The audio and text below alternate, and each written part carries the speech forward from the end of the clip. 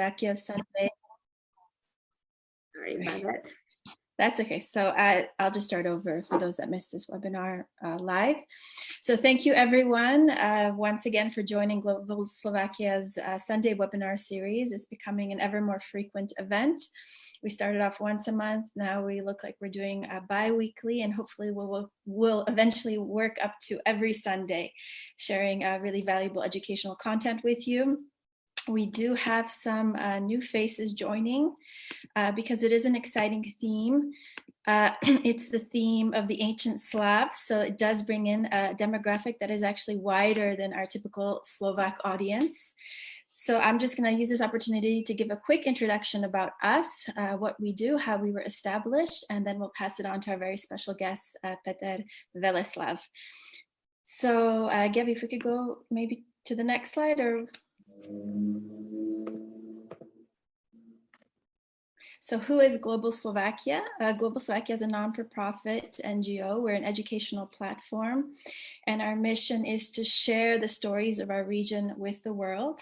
We're starting very much in our own backyard, so in our homelands, in our native countries. Gabriela and I were both born in Slovakia, although we experienced very different life trajectories, but fate brought us back together and also working together in Slovakia. So I was born in Slovakia, but about 1 year before the revolution, my parents defected. So I grew up actually in the West. I grew up in the New World, mostly Canada, then the United States. I had the privilege to go live and work and study in about 10 different countries across 4 different continents. So I've seen a vast amount of the world in my 20s. I finished my doctoral studies focusing on our region and the transformation of our region in London at the University of Surrey, where I had the privilege actually to meet my my great teammate, my partner in crime, Dr. Gabriela. Gabriela's story is she was born and raised, or would you like to introduce yourself, Gabby? Yes, so I was born in Czechoslovakia too, but I was raised here and educated here. So I passed through the entire education system from kindergarten to university. But then I wanted to explore the world out there a little bit more. And I lived in multiple countries in Europe and in the Middle East, which gave me an appreciation for Slovakia and for its culture and its history, including its oldest known roots that we would like to explore with you today, because this is a theme that's not talked about as much as it should be, partly because we know so little about this distant past. But it is fascinating. It is experiencing a revival, and it's in many ways still alive. So that's what we will dive into today. Mm-hmm. And so Gabriela and I had the privilege to meet in London, where we were doing our doctoral studies. And then about in 2018, we returned back to Slovakia, where we established this NGO. And we've been very, very productive since, establishing an academy, but also releasing four publications across a range of themes. All actually, these books have been written by us. The most recent one is this, but our passion actually lies in the ancient past. There's a saying, if you want to understand the present, you have to understand the past. And the ancient past of the Slavs, despite the Slavs being the largest ethno-linguistic group on the continent, and also by landmass, there's so little knowledge known about them. There's so little written material known about them. And of course, more and more is popping up as the revival has begun.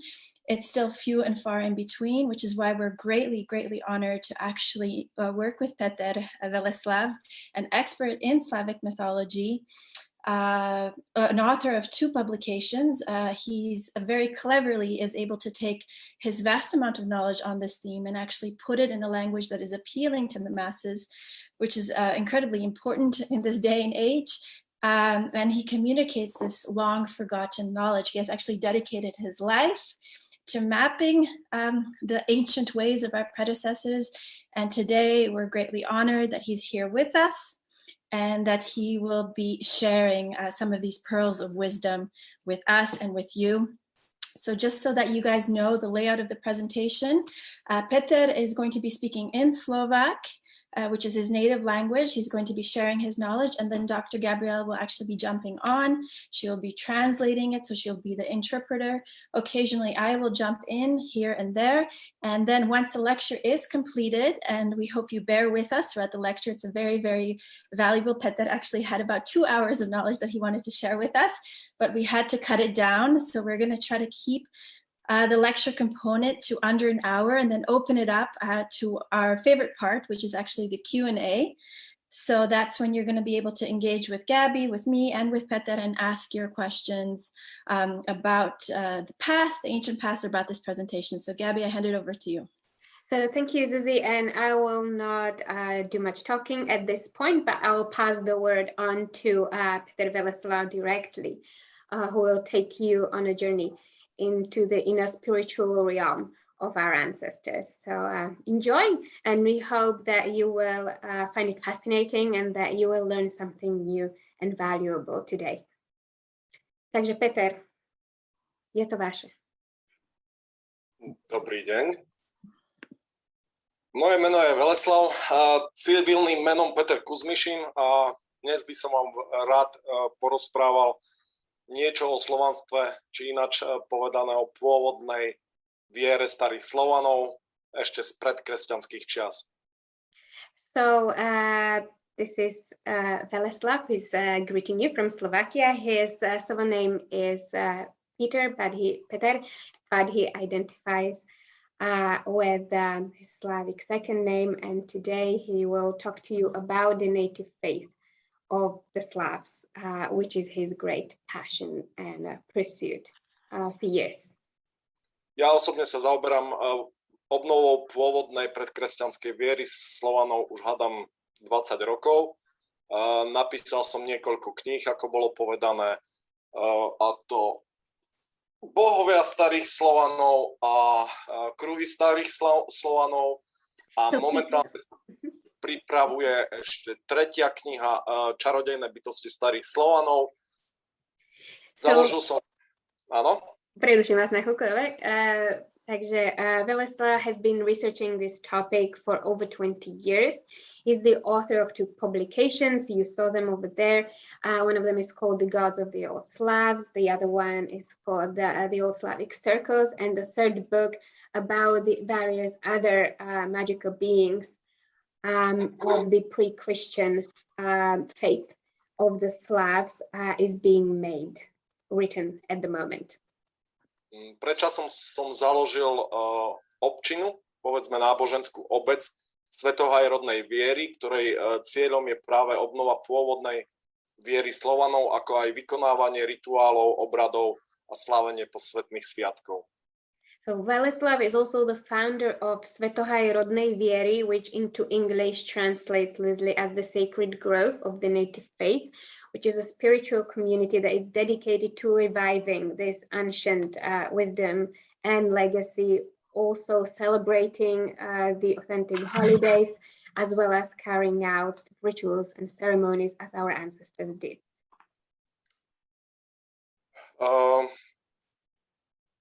Keďže sme chceli sme tam nechať aj nejaký úvod, taký historický o pôvode Slovanov, ale to sme v rámci krátkosti času preskočili, čiže úvod preskočíme a taký historický úvod, ktorý pravdepodobne poznáte zo školy, alebo môžete sa dočítať niekde na internete alebo v knihách o pôvode Slovanov, o tom, ako sa to celé rozbehlo a kde sa to začalo a kedy, to v podstate vynecháme a prejdeme rovno k veci. So today we will skip a history class. If you are interested into knowing more about the mainstream theories about the origins of the Slavs and their arrival in Europe, and specifically in Central Europe, there is plenty of resources online to dig into, and we'll include some of those in the follow-up email. But today we would like to focus on that which is more difficult to find, which is the native faith and the information and wisdom around that. Skôr ako sa začneme zaoberať, alebo kedy vám začnem rozprávať niečo o pôvodnej viere v minulosti, rád by som vám niečo priblížil ohľadom súčasnosti pôvodnej viery.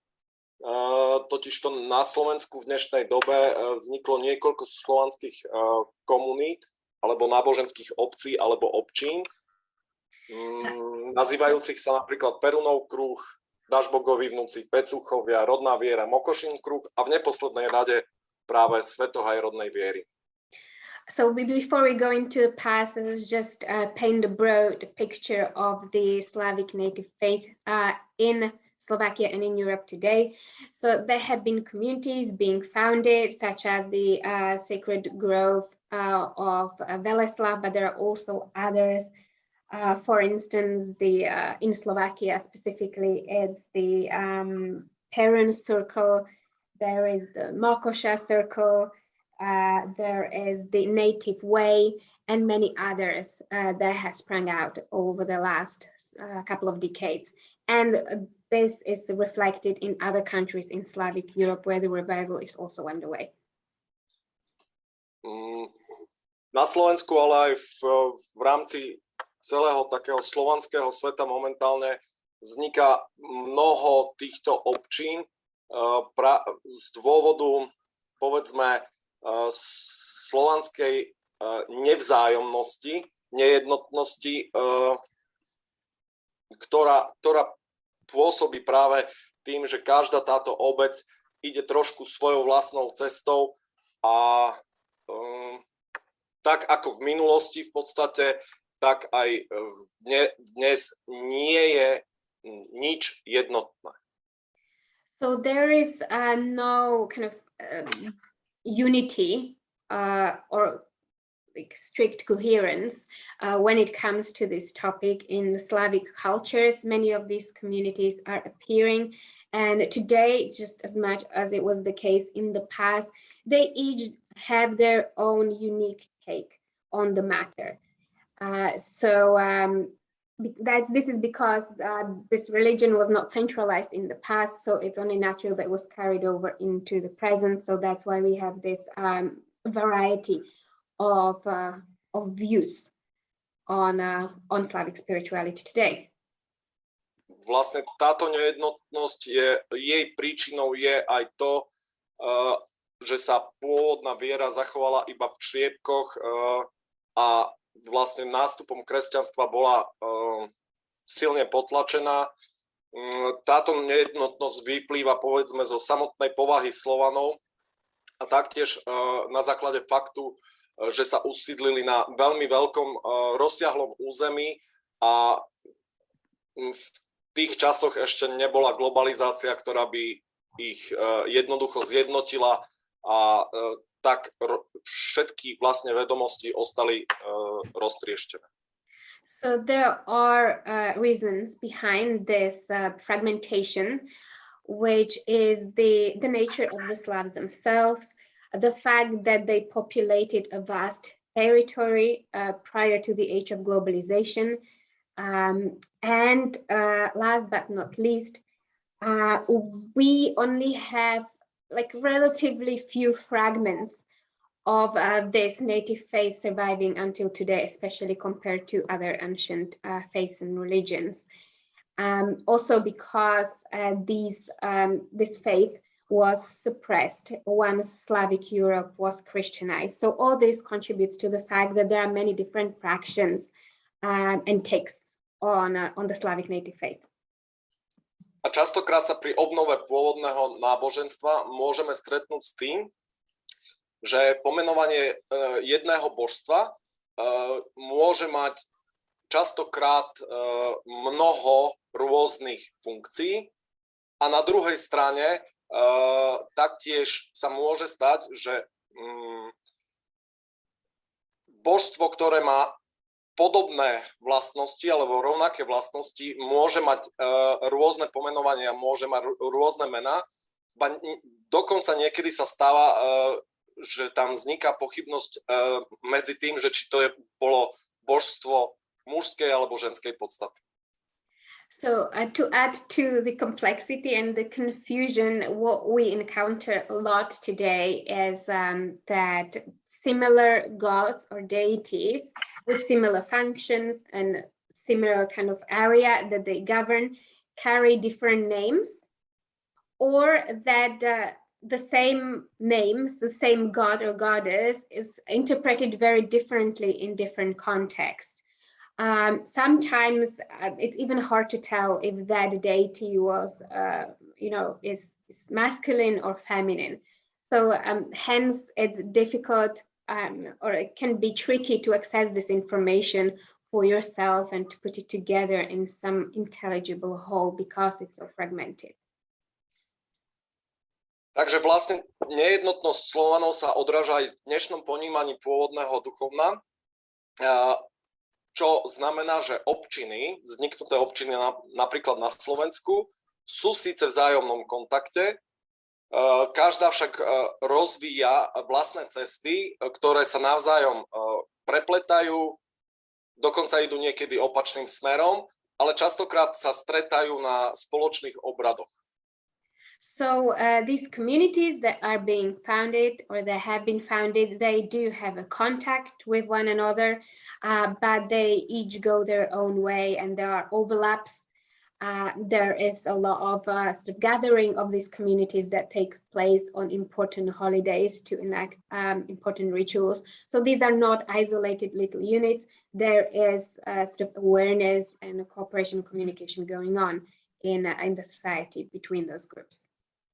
V konečnom dôsledku však sa tieto komunity vzájomne doplňajú a dávajú tak široký priestor k duchovnej ceste každého jednotlivca, ktorý sa rozhodne vkročiť na duchovnú cestu pôvodnej slovanskej viery.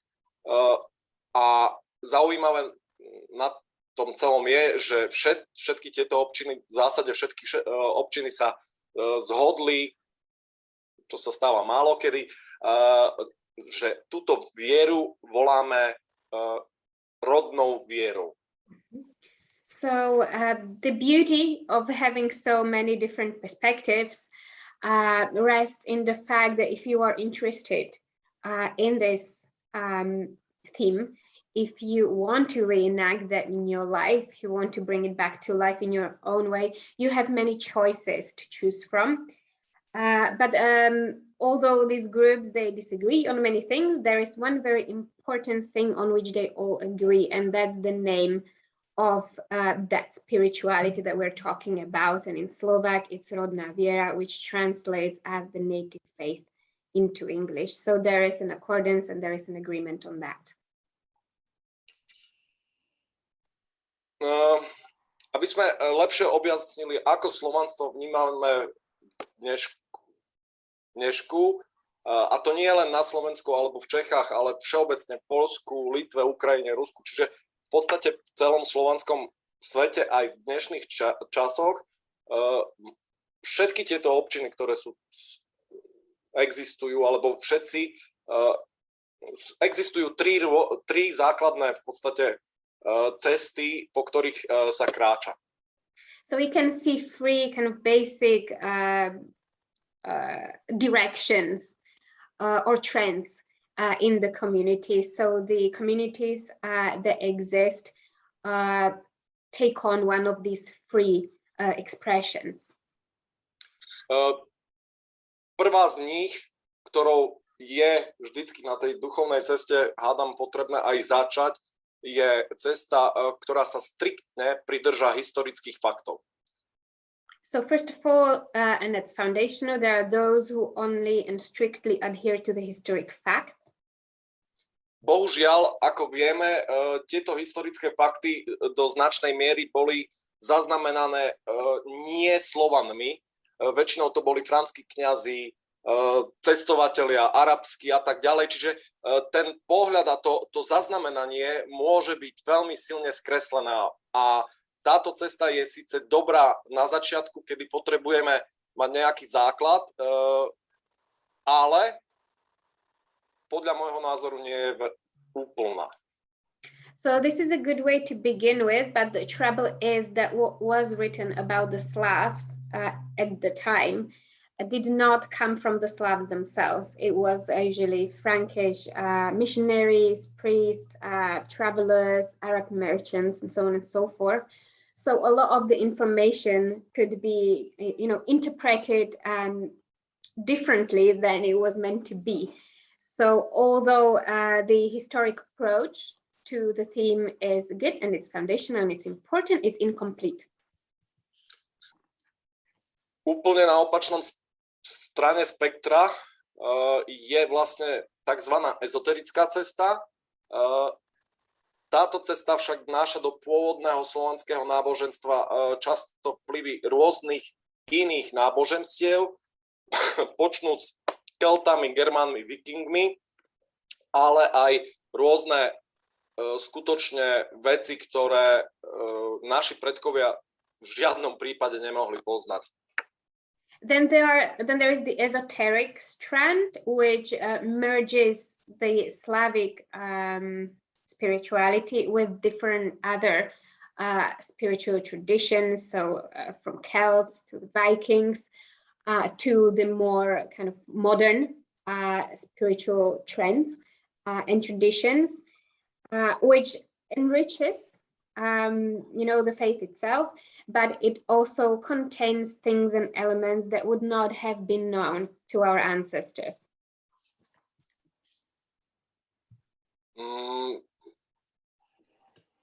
Ďalšia taká cestička ešte ohľadom tej ezoterickej cesty, ktorá je úplne že veľmi zlá, je takzvaná cesta UFO-Slovanov, ktorí miešajú už veci veľmi,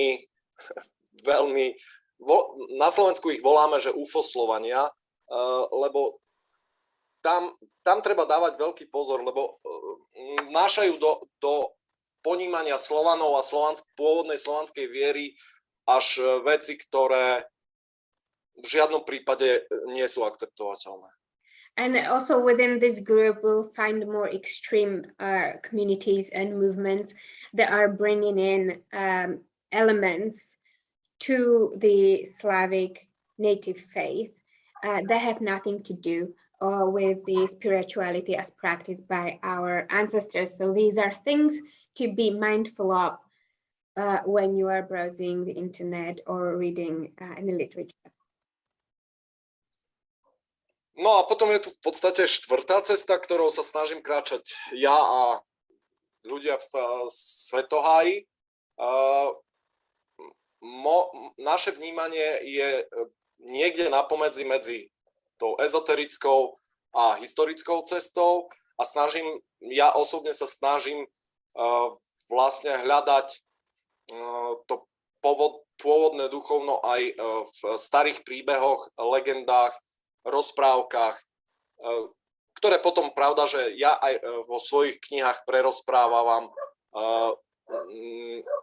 a vlastne dávam im rozprávkam, s ktorými by sme sa stretli u Dobšinského napríklad, tak vlastne ja ich prerozprávam a dávam im šat, ktorý by bol v duchu toho predkresťanského sveta. So then there are those, such as Weleslaw, who represents a stream that do their best to marry the historic with the esoteric to remain as authentic as possible.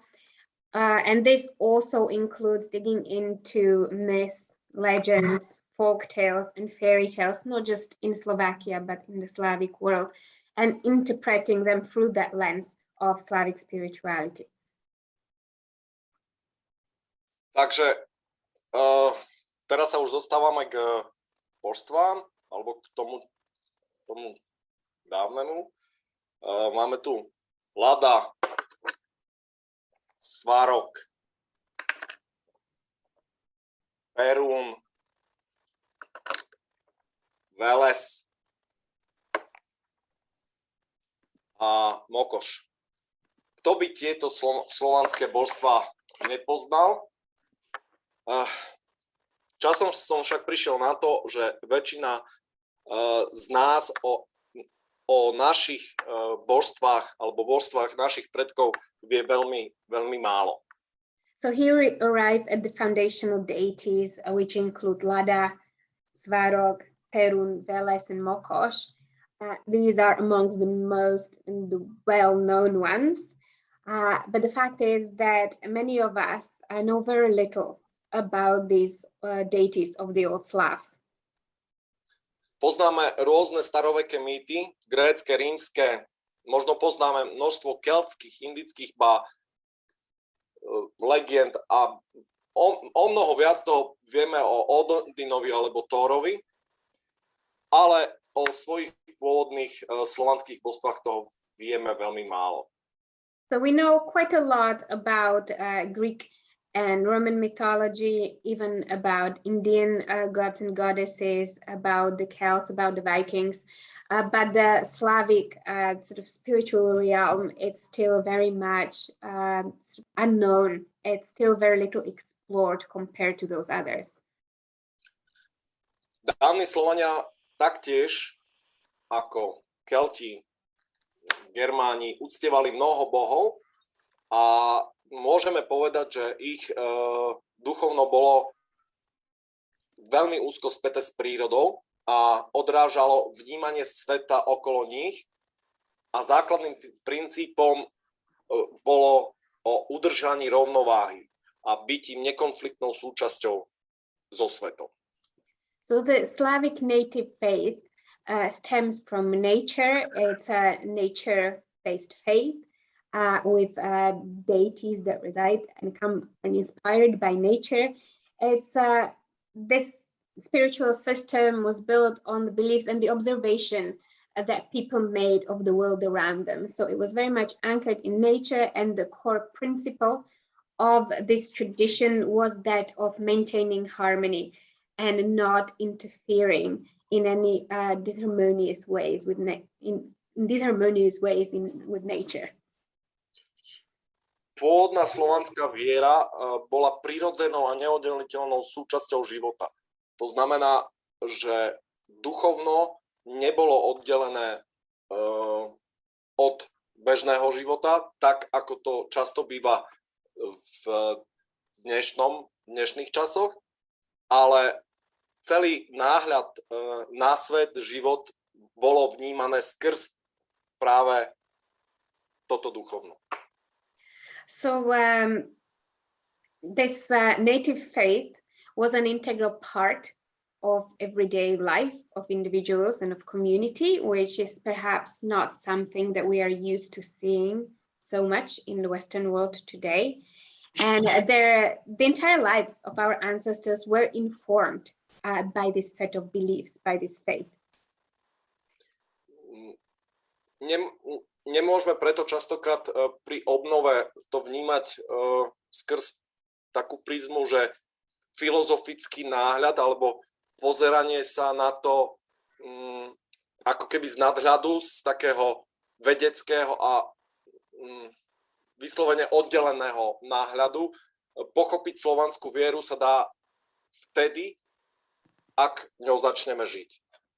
So this faith is not to be understood philosophically or scientifically. If we do want to grasp it, if we do want to understand it, then it has to be lived, because that's the way it was back in the day. Tak. Pôvodné slovanské náboženstvo môžeme však začleniť do skupiny tzv. Prírodných náboženstiev, ktorých náboženské predstavy o bohoch, čarodejných bytostiach vychádzajú z viery a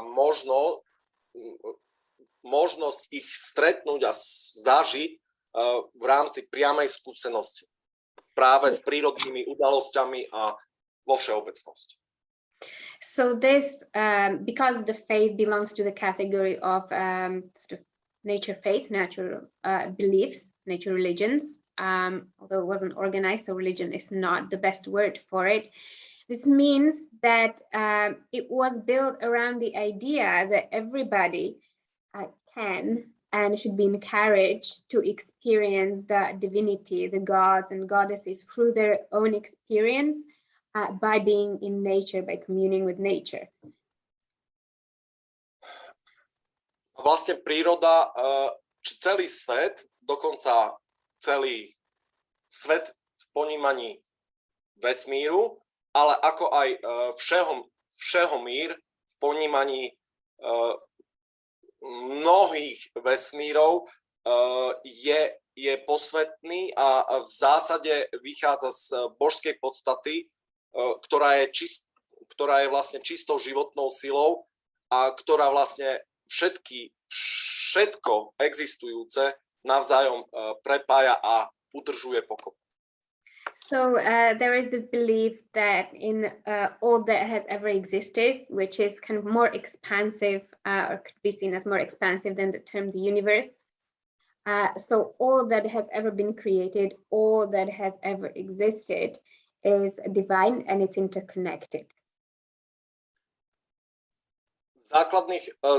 Základom duchovných praktík prírodných náboženstiev a teda aj náboženstva Slovanov je, že duchovné obrady, čarodejné rituály či spôsob slávenia rôznych sviatkov vychádzali najmä z prírodného ročného kolobehu, a teda slnovratov, rovnodennosti a opakujúcich sa prírodných úkazov, či už agrárnych zvyklostí, alebo vlastne vnímania toho, ako sa každoročne svet točí dokola. So as other nature faith systems, Slavic spirituality was based around the cycles of nature,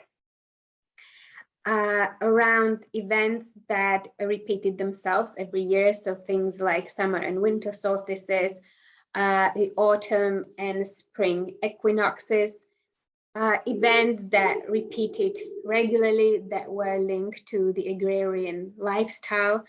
All of this was an integral part of that faith and the spiritual life of these people.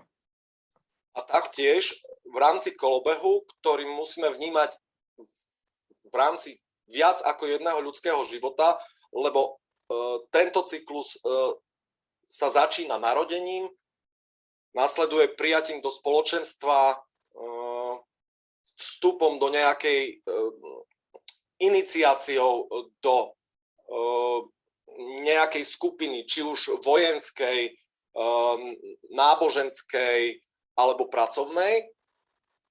Pravda, že tam je potom svadba napríklad, získavanie nejakých vedomostí a zručností a nakoniec končiaci sa smrťou. Ale tento cyklus od narodenia po smrť je tiež vlastne zahrnutý vo viere práve našich predkov.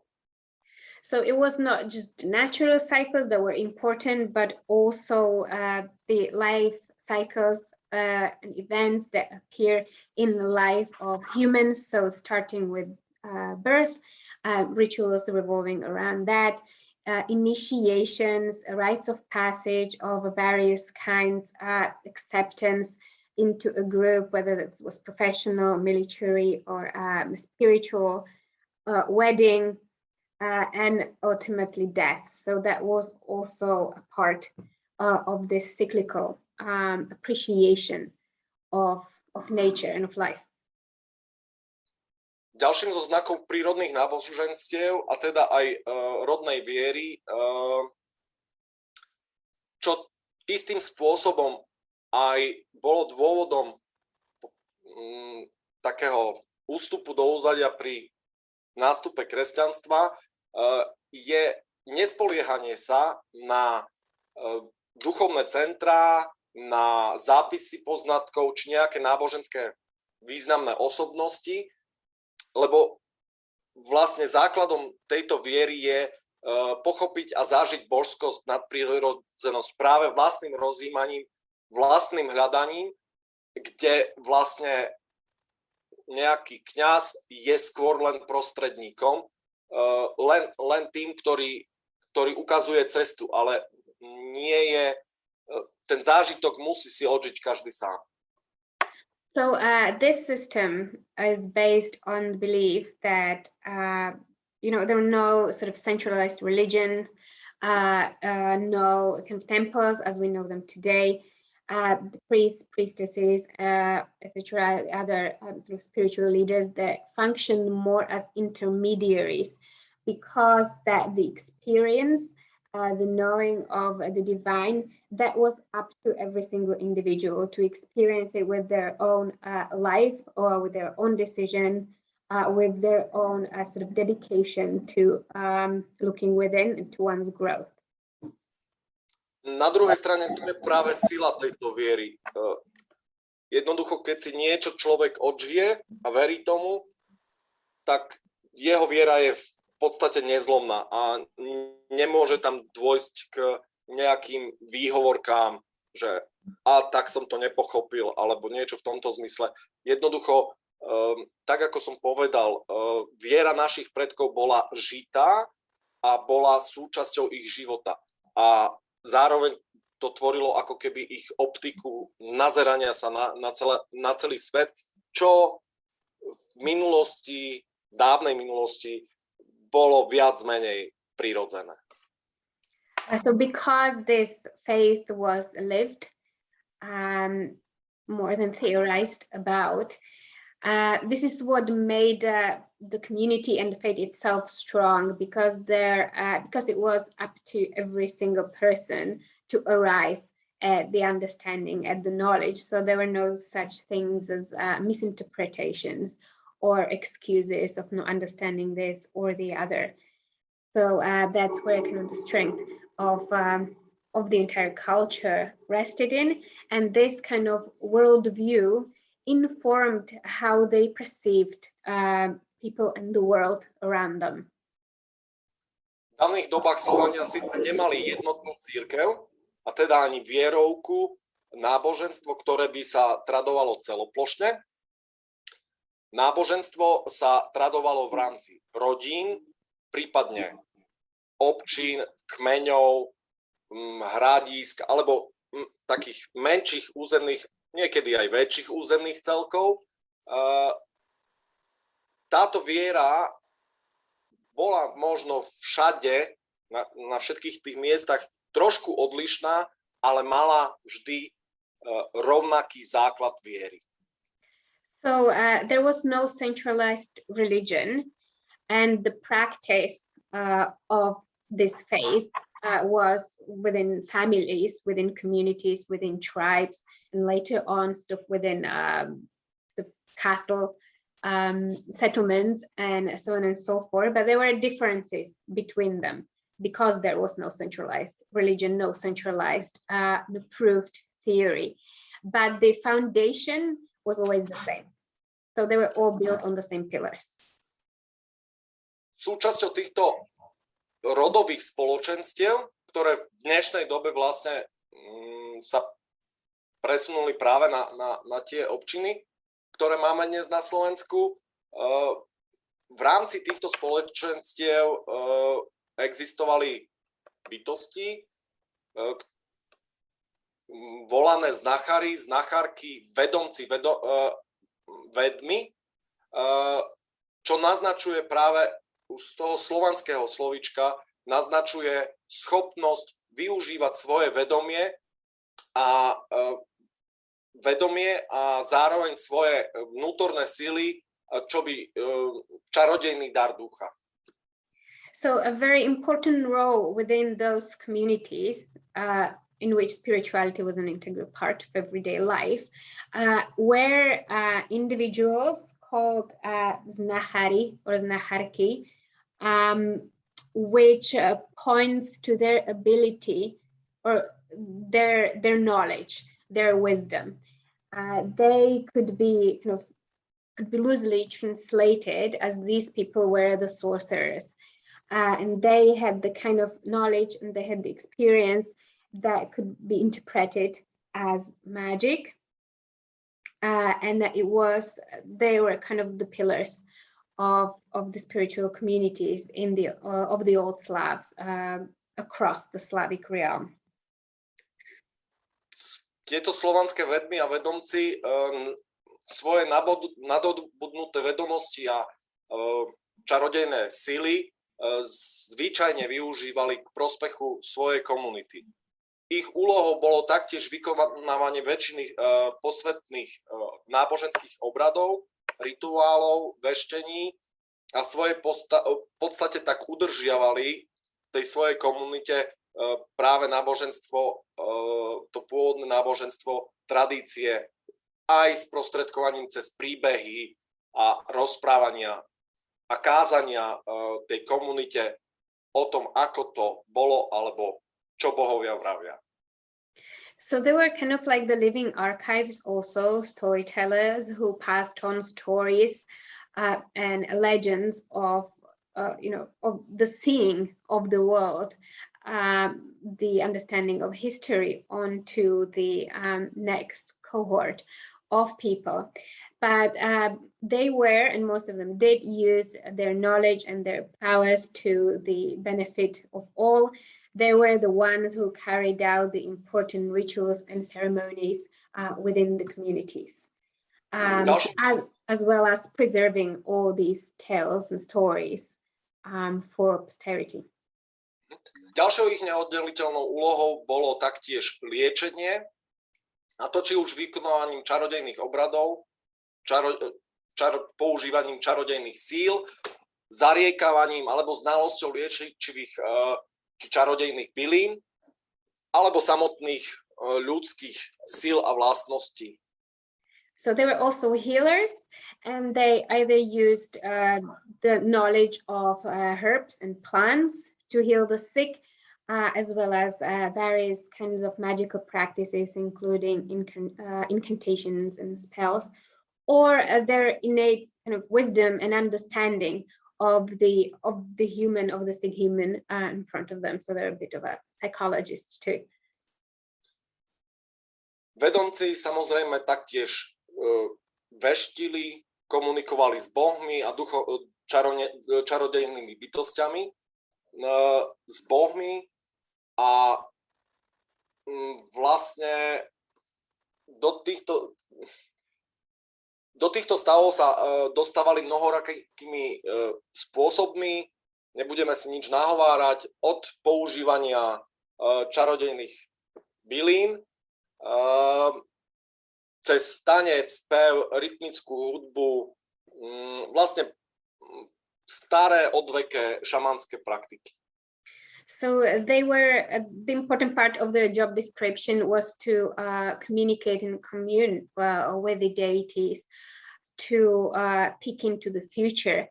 And to do that, they used the time-old shamanic practices that we find in cultures across the world. So this included taking in certain herbs and potions, but also music, dancing, chanting. All of that was an important part of the spiritual arsenal of these leaders. Yes, I can do, but I don't think that we have enough time. Vedomci a vedomkyne v neskoršom období v svojej podstate naďalej zachovávali práve to, čo sa zachovalo do dnešných čias. Verilo sa, že sú obdarení čarodejnou mocou a teda boli považovaní za čarodejov, čarodejnice, ktorí boli zvyčajne neskôr volaní ako Voloch, prípadne Koldún. V rámci žien sa ich vlastne volali boginkami, babami či babicami. So they were believed to have special magical powers, and they were the ones who were in charge of keeping the traditions and the communities and the Slavic faith alive. And then later on, kind of their presence stayed on. It's thanks to them that we do have these fragments of information and the knowledge that we have today. But then later on, they would be, called witches or wizards because of that magic component. But there are also, you can find them listed under various expressions. Some of them, some are called Volch, or Koldun, or women who would carry on this role would be called Babi. So, Baba Yaga kind of stuff, Babi, Babice, or Boginki. So again, it's like a variety of expressions and traditions if you want to dive into it and research it for yourself. túto vec, keďže vidím nejaké otázočky už a možno tu trošku odbočíme a poviem niečo, to, čo sa tu ľudia začínajú pýtať. Čiže ich znalosti v rámci nástupu kresťanstva boli potom dosť zatlačané, lebo to nebolo chcené a v podstate v tom kresťanskom období prechádzali tieto bytosti na pomenovania ako bosorka, čarodej, ježibaba a boli vlastne prenesené ich príbehy a legendy o nich boli prenesené skôr do toho temného, zlého, s diablom, čertom spojených vecí a vlastne v rozprávkach sa už potom dosť často legendy o nich rozprávajú už len v tom temnom, zlom svetle. So when Slavic Europe was Christianized, these individuals were hugely influential, where their presence was frowned upon. So this is when they were pursued and when their role and lives gained negative connotations, being associated to sort of the darkness and evil and etc. So this is where we start seeing, the witches and the wizards in negative terms. Most of the fairy tales will tell of the lives and the legends of these people in negative terms as the ones coupling with dark forces. Kým odpoviem na tie otázočky, ktoré tam vyskočili, ešte niečo poviem aby sme túto časť tak trošku ukončili a zároveň to bude mať súvis aj s tým, čo sa ľudia pýtajú na nejaké obrady. Poviem. Čiže v slovanských spoločenstvách, aj keď nebola nikdy ustanovená jednotná vierovka, teda ani neexistovala žiadna cirkev, pri dedine, pri nejakom tom sídle vždycky existovalo obradné miesto, svetoháj, kde vlastne boli vykonávané veľké slávnosti, veľké sviatky a veľké obrady. Ale ako som vravel, keďže pôvodná viera bola súčasťou prírodzeného života, tak aj každý člen domácnosti, a to je ten úvod, ktorý sme preskočili, tá hlava rodiny často vykonával obrady menšieho druhu doma. So although there was no centralized religion by each settlement and village, there would be a worship space dedicated to carrying out these important rituals and ceremonies, but not everything took place there. At home, every individual, and most notably the head of the family, would be in charge of carrying out smaller family-based rituals. So in this way, this is how the Slavic native faith was very much alive and decentralized. Napríklad pred prednáškou v obývačke mám krb, mám tu ohnisko a keďže už prichádza jeseň, tak už kúrim v peci a aby som tu mal pohodlie, tak som založil oheň. Pri zakladaní ohňa sa napríklad vykonával rituál, ktorý je spojený s bohom ohňa a ja ho vždy pri zakladaní ohňa robievam a zvyčajne na prvýkrát ten oheň rozložím. Manželka, ak ide založiť oheň v krbe, častokrát sa jej stane, že jednoducho jej nehorí. A ja jej hovorím to preto, lebo si sa nepomodlila. Nevykonala si ten obrad. Okay, so here's an example. So Weleslaw, it's getting colder in Slovakia. We're stepping into autumn. So he already started making fires in his home. And before starting a fire, he always says a prayer, enacts a little ritual to the god of fire, and that's Svarog. And he says like most of the time the fire catches right away, whereas his wife, who also makes fires, sometimes struggles with it. So he says it's because she didn't dedicate the ritual, she didn't dedicate the prayer to Svarog. That's where the problem is. A ten rituál vlastne spočíva v požiadaní božstva o dar ohňa a poďakovanie mu za to, že nám ho poskytne. A niekedy sa zapaľuje oheň a vhodí sa tam nejaká obeta. Ale pri zapaľovaní ohňa napríklad dnes je jednoduchá modlitba Simarigl Bože jasný, v peci nám oheň nevyhasní, Simarigl Bože jasný, daj nám plameň jasný. Jednoduchá modlitba, jednoduché sústredenie pri zapaľovaní ohňa, kde potom stačí poďakovať a ten oheň zrazu horí. So it's a very simple ritual that you can try for yourselves. It rests in asking the God of the fire for the gift of fire and thanking him for bestowing this gift upon us, upon humanity.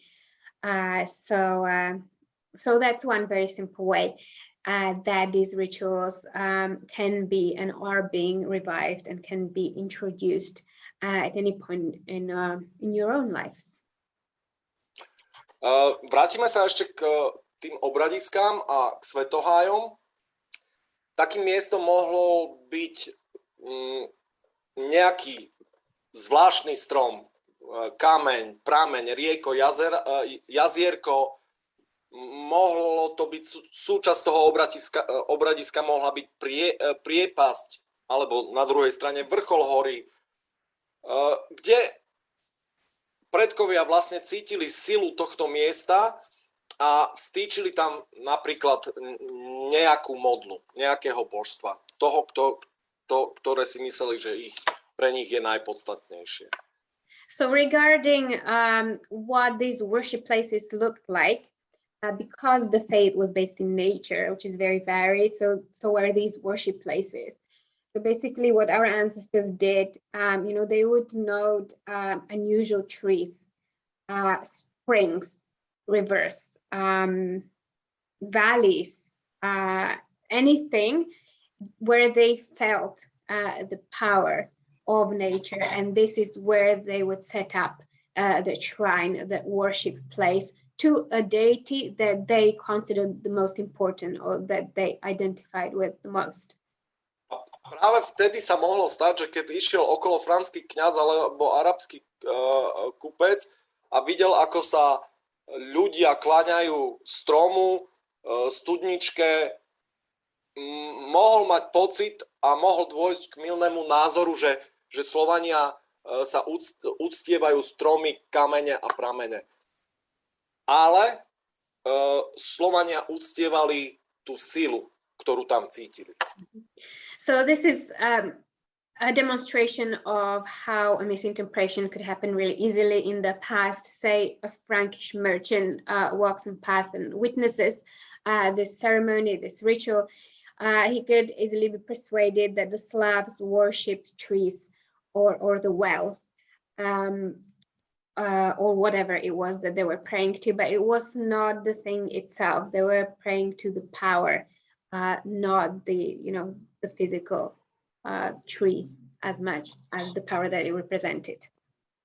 V neskoršom období tieto miesta, pravda, že v istom zmysle môžu narastať do väčších rozmerov, môže tam vzniknúť kolová ohrada, môžu tam byť aj nejaké budovy a v neskoršom období, v tom blížiacom sa práve v čase, kedy nastupovalo kresťanstvo, začínajú síce vznikať veľké svetoháje, alebo kde už sú komplexy budov, kde už sú nejakí kňazi vždy prítomní, ale nikdy to nebolo uctievanie, vzývanie bohov v nejakom uzavretom priestore, vždy to bolo vlastne pod oblohou. Základom takého obetiska bolo, pravda, že ohnisko, modla a nejaký, vždy to bol nejaký kruh. So later on, these worship places grew. We see presence of sacred groves, as well as kind of collection of buildings that were erected in these special places. But never ever were the Slavic gods and deities kind of worshipped inside. It was always outside in an open air, under the sky, under the stars. So each worship place had to contain a fireplace, an icon of some kind. A ešte čo bolo to posledné? And a circle. Yeah, so, not a fireplace, an open fire. Open fire, circle, circular shapes, and sort of the icon or the totem or whatever you want to call it, that, you know. And also it was in that later on stage where we would also see sort of more priests and priestesses being present in those places. Zvyčajne si to môžeme v takom veľkom ponímaní predstaviť ako Stonehenge v Anglicku, ale zvyčajne v rámci tých svetohájov bežných to neboli takéto vysoké kamene, ale menšie kamene rozložené do kruhu, ktoré vyznačovali alebo ohraničovali čarodejný priestor, v ktorom sa vykonával obrad a ľudia stali síce vonku, mimo toho kruhu, ale častokrát do neho vstupovali a stávali vlastne okolo toho obradiska, kde v prostriedku sa vykonával obrad. A tí ľudia vlastne boli súčasťou tohto obradu a mohli vstupovať priamo do stredu, respektíve ten, kto vykonával obrad, zo stredu vlastne pristupoval k ním jednotlivo, po celom obvode. To sa zachovalo do dneška a vlastne aj pri rituáloch a obradoch, ktoré vykonávame my, vlastne tento princíp je zachovaný. So you can imagine it as a smaller Stonehenge, so there will be usually rocks and stones that were placed in a circle, marking that sacred space within which the rituals and ceremonies took place. So it would be in the middle of that circle. And so there would be those who were carrying out the ritual, and the others would stand around on the sort of outside edge of that circles.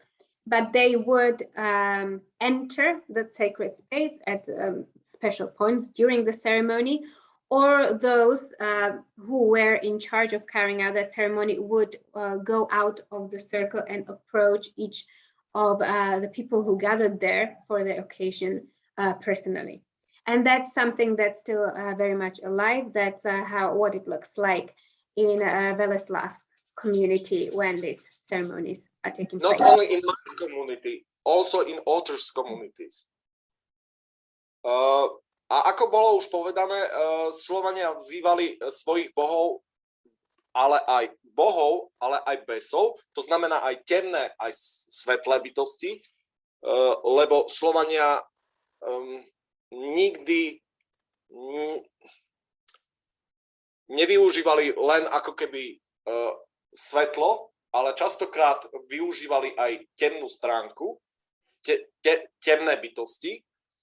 A to práve preto, že ten vzťah človeka s bohmi a besmi bol o mnoho iný, ako tomu je napríklad v prípade kresťanstva či iných náboženstiev. So this was all about harmony. This spiritual system was all about harmony. So our predecessors worshipped the light gods or the positive gods, if you want to call it that. But they also worship the shadow or the darker deities because their relationship with them wasn't, say, as it is in Christianity with devil. These were seen as a part of life.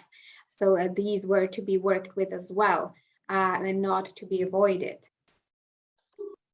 Vzťah človeka k nadprirodzenej bytosti, a či už svetlej alebo temnej, bol síce založený na veľkej úcte k nej, keďže išlo o bytosť s nadprirodzenými silami, ale nešlo to tu o vzťah tzv. Podradenosti či poníženosti.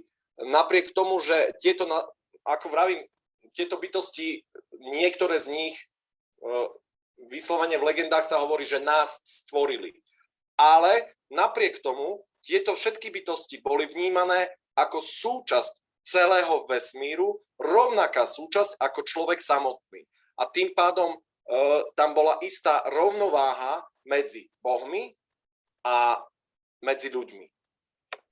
So although the deities and the various beings were very much respected because they were supernatural and they had supernatural powers, there was not the relationship between them and the people was not the one of kind of subordination or hierarchy, because just as these gods were part of the universe, the all that was created of the world, so were the people.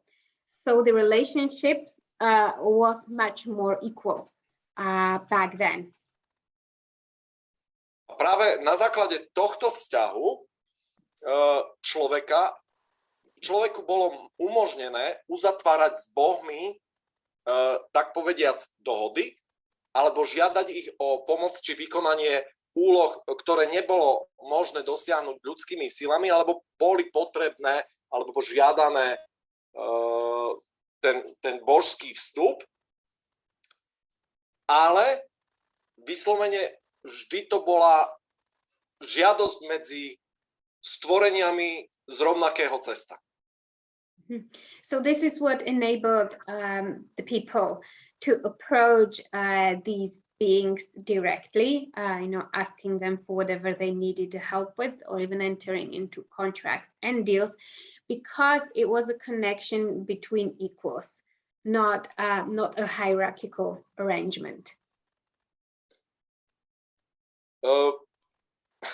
A môže to vyzerať trošku ako keby zvláštne, ale istým spôsobom, a to je základný čarodejný princíp celosvetový, pri čarodejnom obrade, keďže sa ľudia pýtajú na obrady, vo všeobecnosti vždy každý jeden čarodejný obrad je, ak niečo chceme, musíme za to dať adekvátnu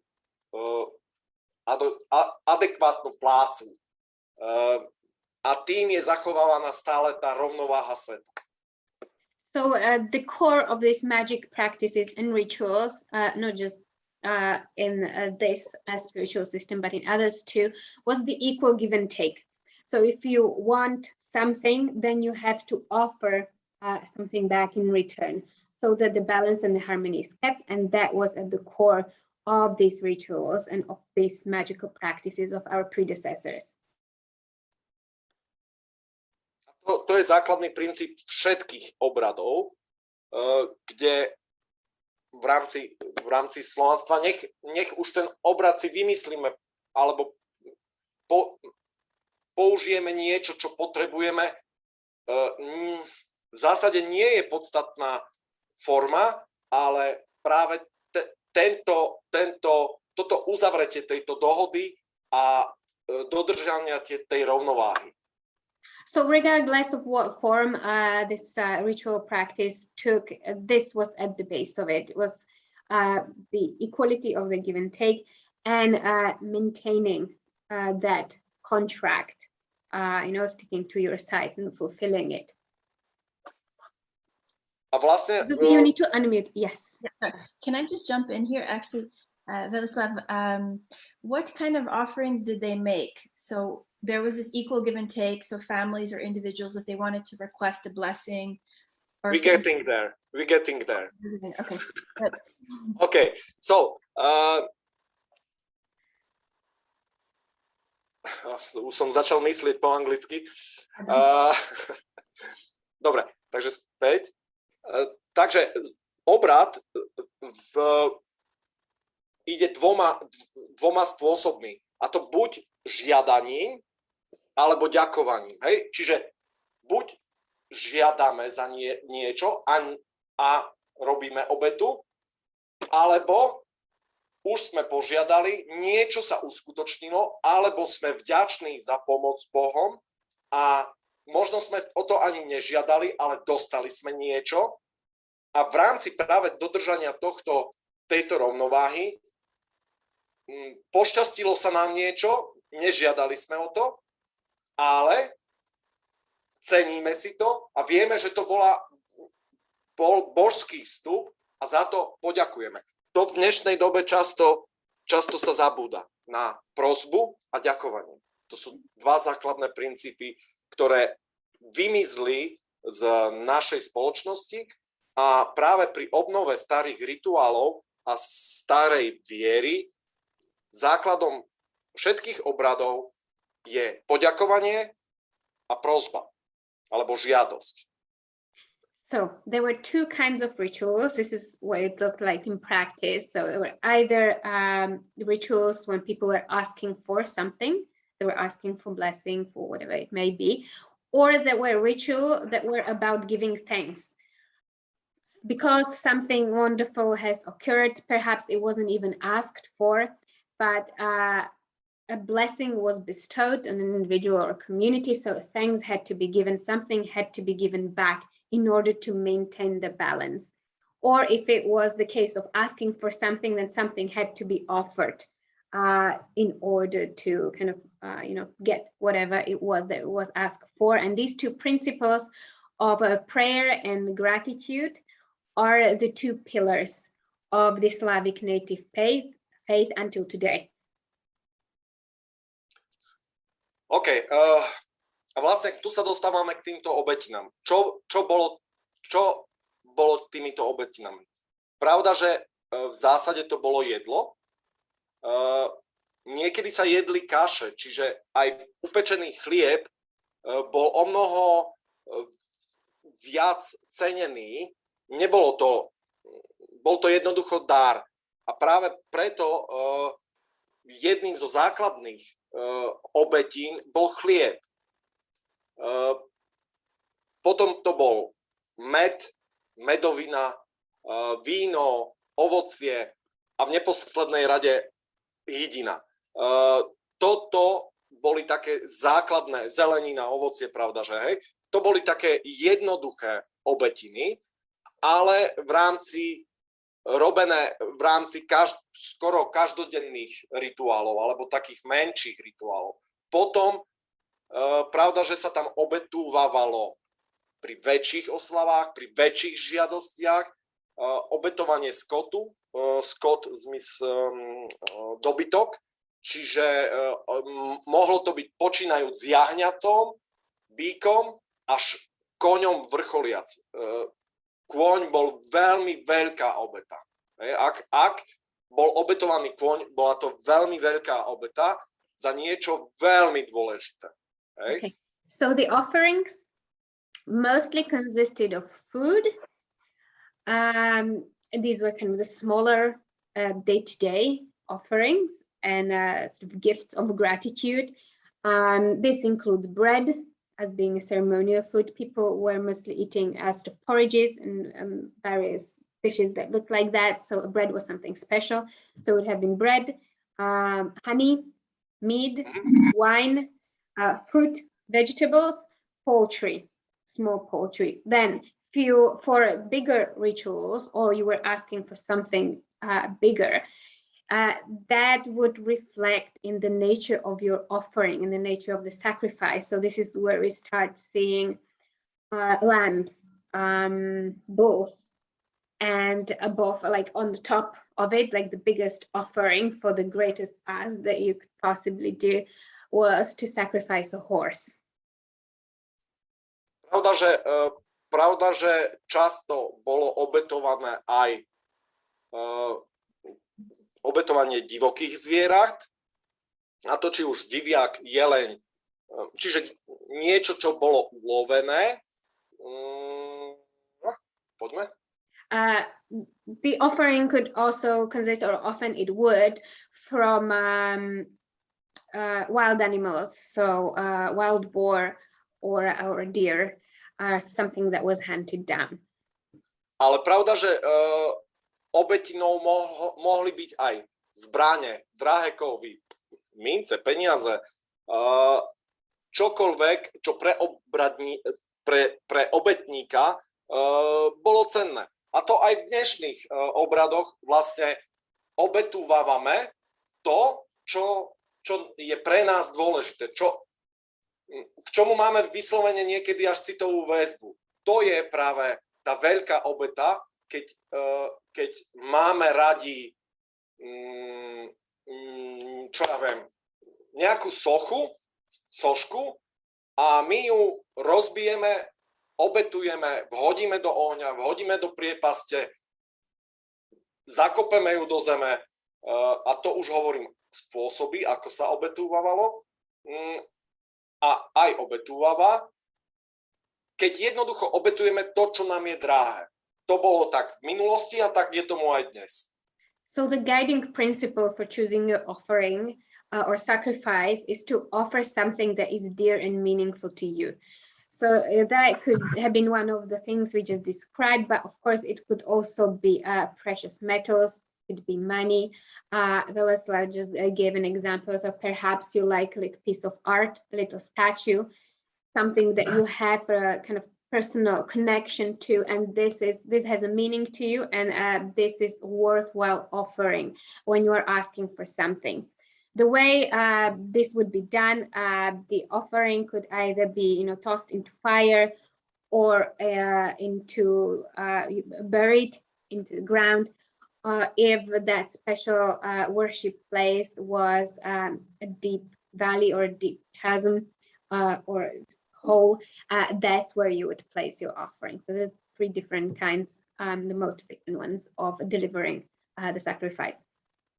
Veľmi dôležitým čarodejným čarodejnou obetinou, a to nie len u Slovanov, je obetovanie prvého. To znamená, urodilo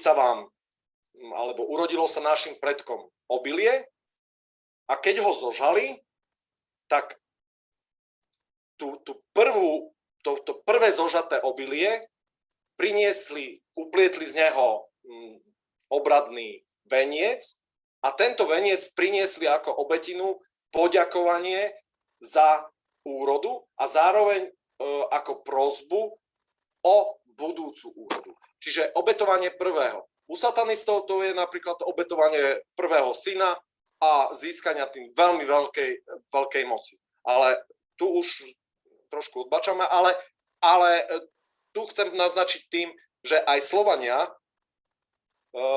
naši predkovia, používali ľudské obety. Ale to už bola skutočne vysoká priorita a bolo to používané. So we find this principle of the first. So for instance, you harvest a field, so you take the first proportion of it, or the first cereal that you harvest, you wreath a ceremonial wreath and you bring it to the gods or goddess as a thank you, but also as a prayer that the next year's harvest is good as well. So that's kind of that principle of the first. On rare occasions, Slavs would sacrifice humans too. Yes. Ale to bolo tak nezvyčajné, že v dnešných časoch o tom ani neuvažujeme. Good to know. So it was very rare. And yes, not being practiced anymore today, thank God. Ale keby som tak odbočil, raz sa pri jednom obrade na jednej takej hore podarilo skoro obetovať moju manželku, ale to bola skôr nehoda ako zámer. So in one of these ceremonies, there was an accident. So nearly Weleslaw's wife was sacrificed, but it didn't happen. So she survived and everything went smoothly without shedding blood. Ja. OK. Tu môžem spojiť znovu, bola otázka na obrad. Do dnešných čias sa zachoval taký práve obrad prvého, obetovania prvého.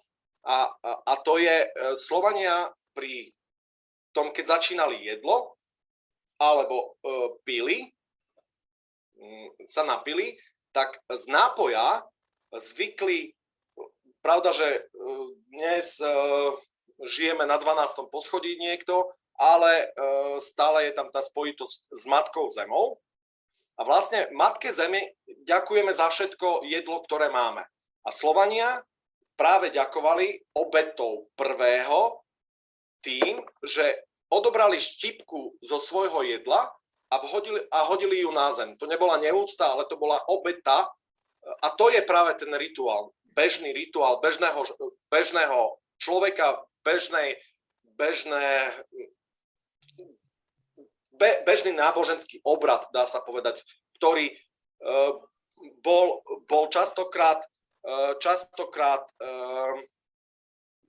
práve súčasťou toho života, kedy vlastne tá prvá štipka z jedla bola vhodená na zem, alebo prvá kvapka z nápoja bola odkvapnutá Matke Zemi s poďakovaním. Ďakujem za toto jedlo.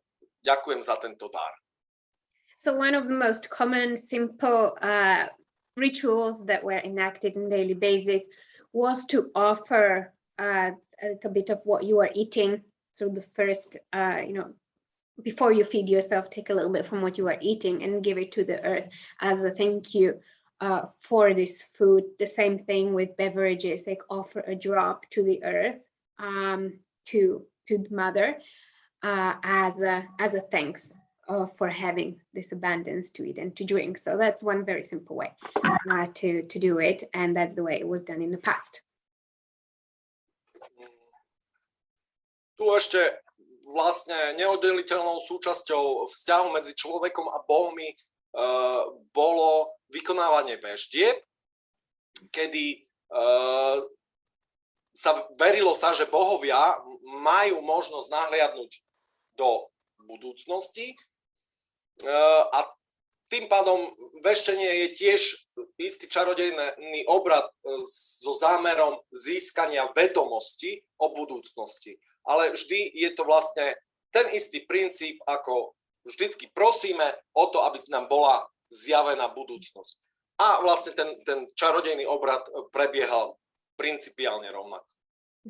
So also one of the frequent practices was speaking into the future. So a way of foretelling the future that the gods knew was carried out pretty much in the same way. It was asking for something, that particular god or goddess, something was offered in return of this gift of knowledge. Taktiež tu vlastne, ak by sme sa pozreli do minulosti, čo zaujímalo ľudí v minulosti a čo chceli vyveštiť, je vlastne to isté, čo zaujíma dnešného človeka. Zdravie, láska, peniaze, úspech vo vojnovom ťažení. Hej, a potom tam v tých rituáloch a obradoch sa bola snaha, aby bohovia ukázali skrz nejaké znamenia a dali vedieť ľuďom, že čo sa stane. So just as today, people in the past were interested pretty much in the same things. So, or knowing about the same things. So that's health, love, money, success, whether it's like personal success or military success of a group, of a tribe. So a ritual would be enacted, and people would ask for signs to be given to them as an answer to shed light on that which they were asking about. Napríklad historicky doložené veštenie je, že cez prekrížené kopie sa prevádza biely kôň, ktorý podľa toho, či prekročiť tieto kopie pravou alebo ľavou nohou, vojnové ťaženie bude úspešné alebo neúspešné. So one of the ways of telling whether war or a military activity would be successful was to take a white horse through crossed spears, and based on whether the horse crossed with a right leg or left leg, that would signify the success or the failure of the campaign. And that's historically documented, so we know that for a fact. Podľa otázok vidím, že táto časť prednášky už má svoje otázky, ale ešte v skratke by som chcel aspoň sa dostať k tým pôvodným božstvám a ešte vysvetliť taký základ, aby bolo jasné, ako to tam vzniká. Budem sa to snažiť. Getting all the notifications when I add stuff. Yes, veľmi v skratke. I'm not time. Pardon. Nevadí.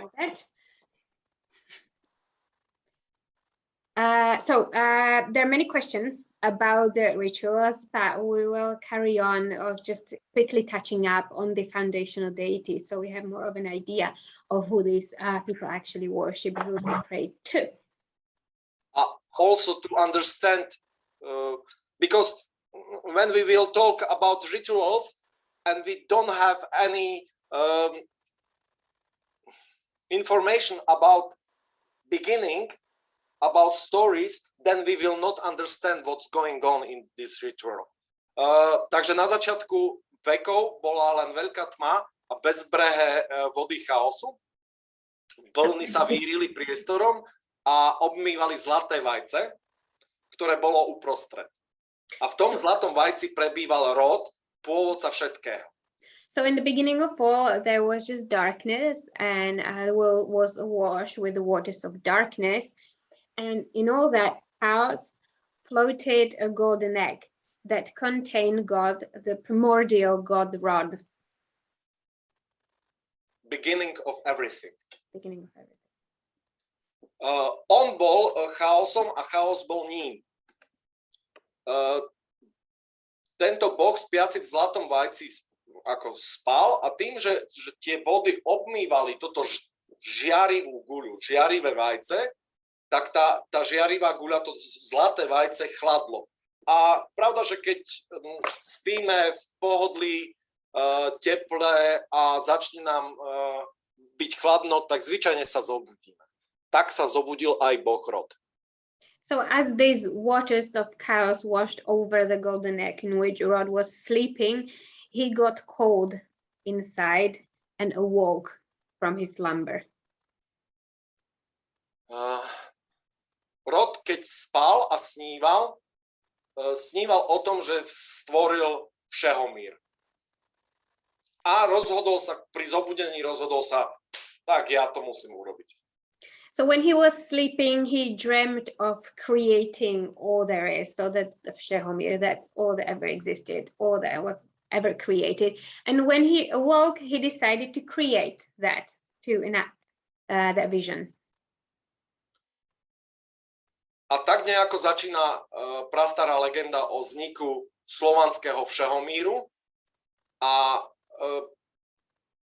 pokračovanie. A vlastne, keď sa na ňu pozrieme, tak veľmi silne nám môže pripomínať teóriu veľkého tresku. Niečo bolo, nejaká energia na samom začiatku a zrazu sa rozprskla a vtedy začal všehomír. So this is the beginning of the Slavic creation myth that might remind you of the Big Bang theory. So there was a little kernel of energy at the beginning and then it exploded. And from there on, the world and the planets and everything was created. Slovanský všehomír však nie je v náboženských predstavách Slovanov len vesmírom, ale tento všehomír zahrňa v sebe nespočetné množstvo vesmírov. So this is not just universe, Všehomír is greater than that, and it includes many universes in it. Slovania verili alebo žili hlavne vierou v tri základné svety, ktoré im boli blízke, a to je svet jav, práv a náv, ktoré boli v ich predstavách zlúčené ako keby do jedného stromu, kde práv je ten vrchný svet, jav, ten náš svet je kmeňom stromu a náv je svetom podsvetia.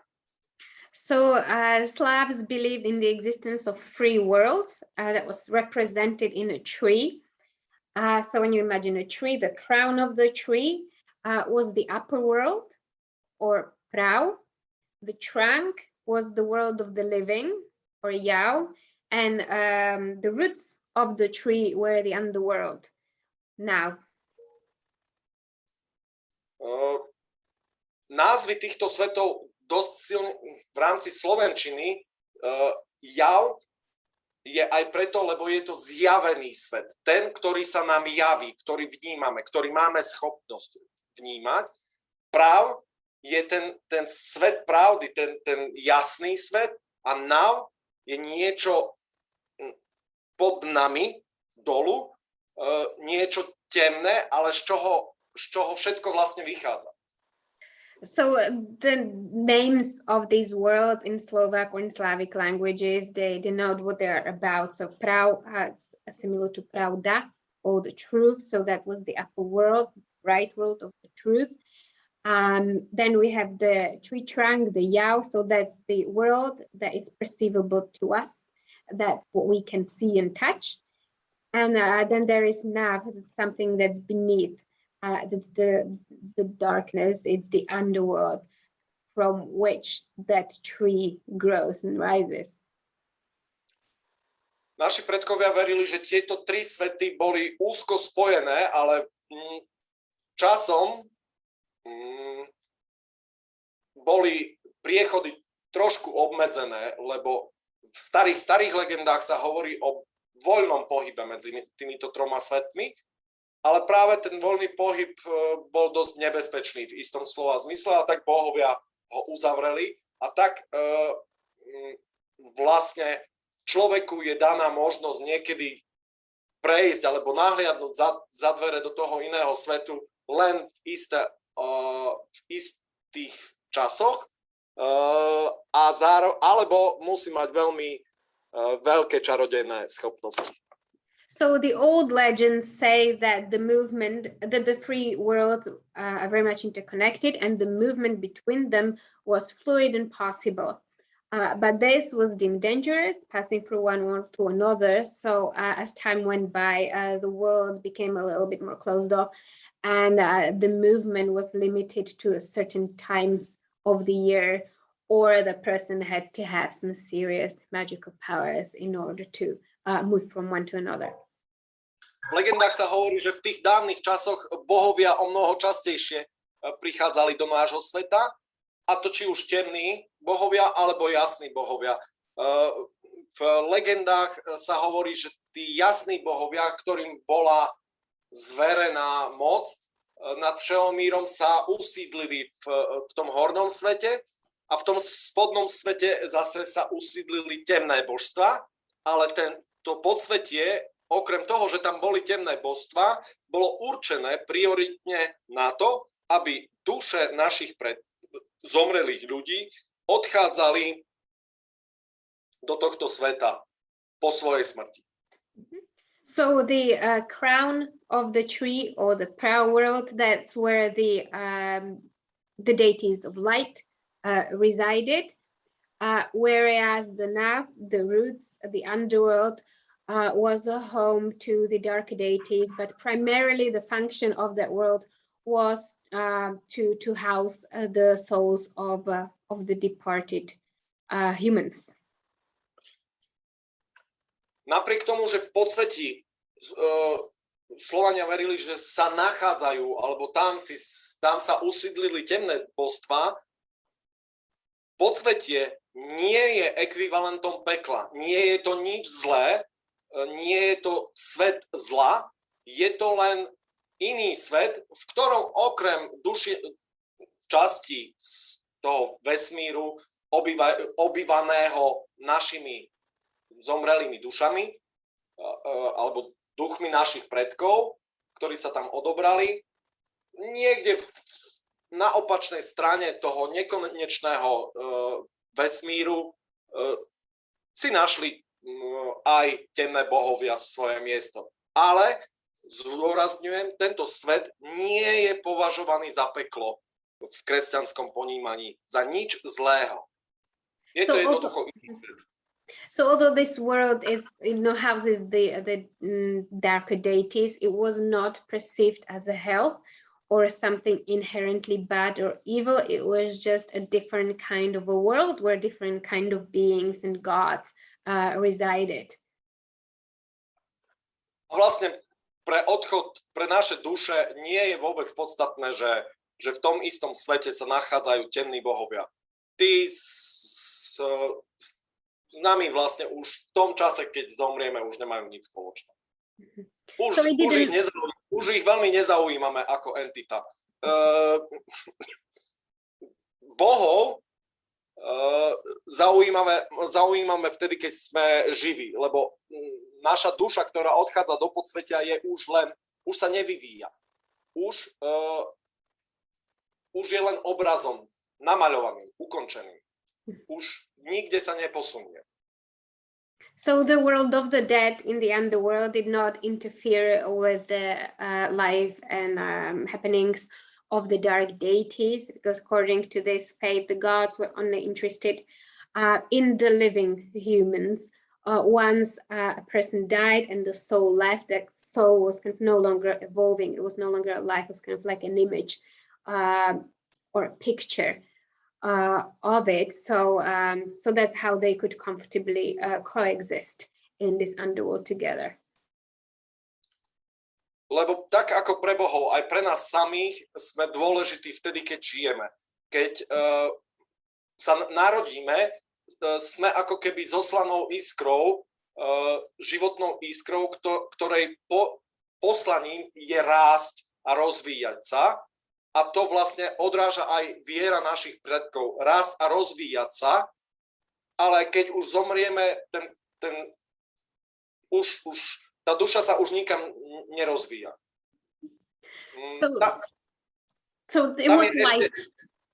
Tam je ešte jedna vec, vlastne rozdelenie človeka, vnímanie človeka ako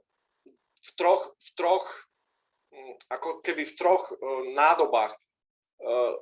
Tá iskra, ktorá bola pôvodne daná samotným Bohom rodom, a to je práve tá iskra, z ktorej sú stvorení aj bohovia, a to je práve tá rovnosť medzi všetkými bytostiami, ktorá po našej smrti sa vracia späť, či už ako plameň, alebo stále ako iskra, späť k rodovi. Potom je to naše hmotné telo, ktoré je stvorené v tomto svete, v svete jav, na zemi, a preto sa vracia späť do zeme, a potom je to duša, ktorá ako obraz nášho života odchádza do podsvetia. Okay, so this belief system was all about life, and a human being was conceptualized, so we had like three components to it. First one was the spark sent from God Rod, that that creates everything. Also, gods are the other fellow gods were born from this spark. So this is how the humans and the gods are the same; they are equal. Then there is the human physical body that exists in this tangible, visible world, the Yao, and then there is the soul that after the death departs to the underworld. OK, a týmto vlastne môžeme ukončiť tú ako keby vysvetlenie náboženstva ako celku, a môžeme v skratke ešte prejsť k božstvám, kde vlastne, keď sme spomenuli toho roda,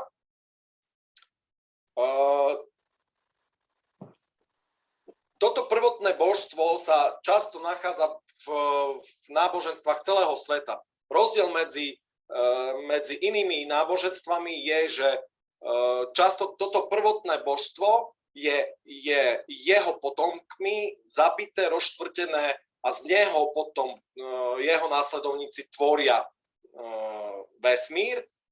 U Slovanov to je trošku miernejšie a lepšie.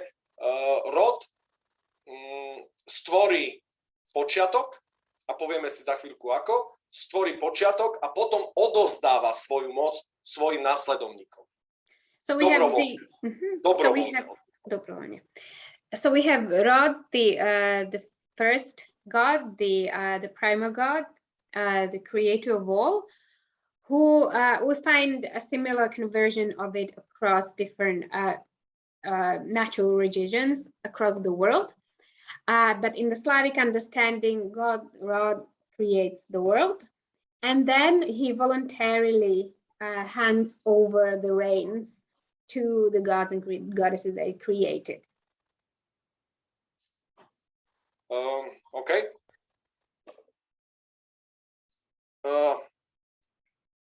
Legenda, ktorú som začal vám rozprávať, pokračuje ďalej, lebo položíme si otázku, no ale ako boh Rod sa zobudil a ako rozbil to vajce? No stalo sa to tak, že Rod stvoril bohyňu ľadu, bohyňu života, bohyňu lásky. No a keď boli zrazu v jednom vajci namiesto jednej bytosti dve, tak to vajce bolo malé a jednoducho sa rozbilo a rozletelo do celého všeho. So to follow on that creation story I mentioned a while ago, so Rod awoke in his golden egg, and he created goddess Lada, the goddess of life and the goddess of love. And now there is no longer one being in the golden egg, there is two, and the egg grows too small to contain both of them, so it breaks apart. Pravda, že tá legenda je trošku obširnejšia. Sú tam nejaké také mierne zaujímavosti, ale na tie nemáme čas. Dostaneme sa k tomu, že následne stvoril Boha svojho syna, Svaroga, ktorý sa stal bohom vesmírneho ohňa, lebo ak by sme sa pozreli na tú legendu, tak to žiarivé vajce je element ohňa, tej žiarivej energie, a obmývajúca voda je zase chladivý element vody. Pozor, toto je naše vnímanie a nazeranie sa na tento príbeh, tak povediac, z filozofického pohľadu. Pre pôvodného Slovana to nebolo takto uvedomelé nazeranie sa na tento príbeh. Tento príbeh pre nich bol životom a pravdou. So then Rod created his son, Svarog, who was the god of the celestial or the divine fire. Right now we're talking about this creation story about the gods and from a philosophical stance. But Weleslaw says that to our ancestors, this would not be a philosophy. This was the truth. This was how it was. So they had a bit of different appreciation of the story itself. Yeah. Takže, ale môžeme hovoriť teda o lade, že sa stala základným princípom vodného živla. Tak by sme sa na to dnes pozreli. A presne ako vidíme na obrázku, Svarog sa stal tvorcom toho ohnivého živla, a práve zlúčením týchto dvoch božstiev, oni dvaja, tieto dve božstvá, mali za úlohu nasledovať tú víziu Boha Roda a naďalej tvoriť všehomír, pričom Svarog tvorí ako kováč, vidíme ho, ako je zobrazený v našich predstavách našich predkov ako kováč, tvorca hmotného, pričom Lada keďže dostáva tú vodu, aj my sme voda, ale tú skôr takú duchovnú, takú neuchopiteľnú, takú jemnejšiu časť a práve znovu symbióza a rovnováha medzi týmto dochádza ku tvoreniu ďalších svetov, ďalších vesmírov. So here we have Lada and Svarog, where Svarog represents the warmth, the fire, the sun, the kind of creating things, tangible things. Our predecessors imagined him as blacksmith. Lada governs over the water, so that's something intangible, and it's the element that cools that fire. So together we have those two elements, those two principles that in symbiosis go on to create the rest of the world, the universes, the rest of the creation.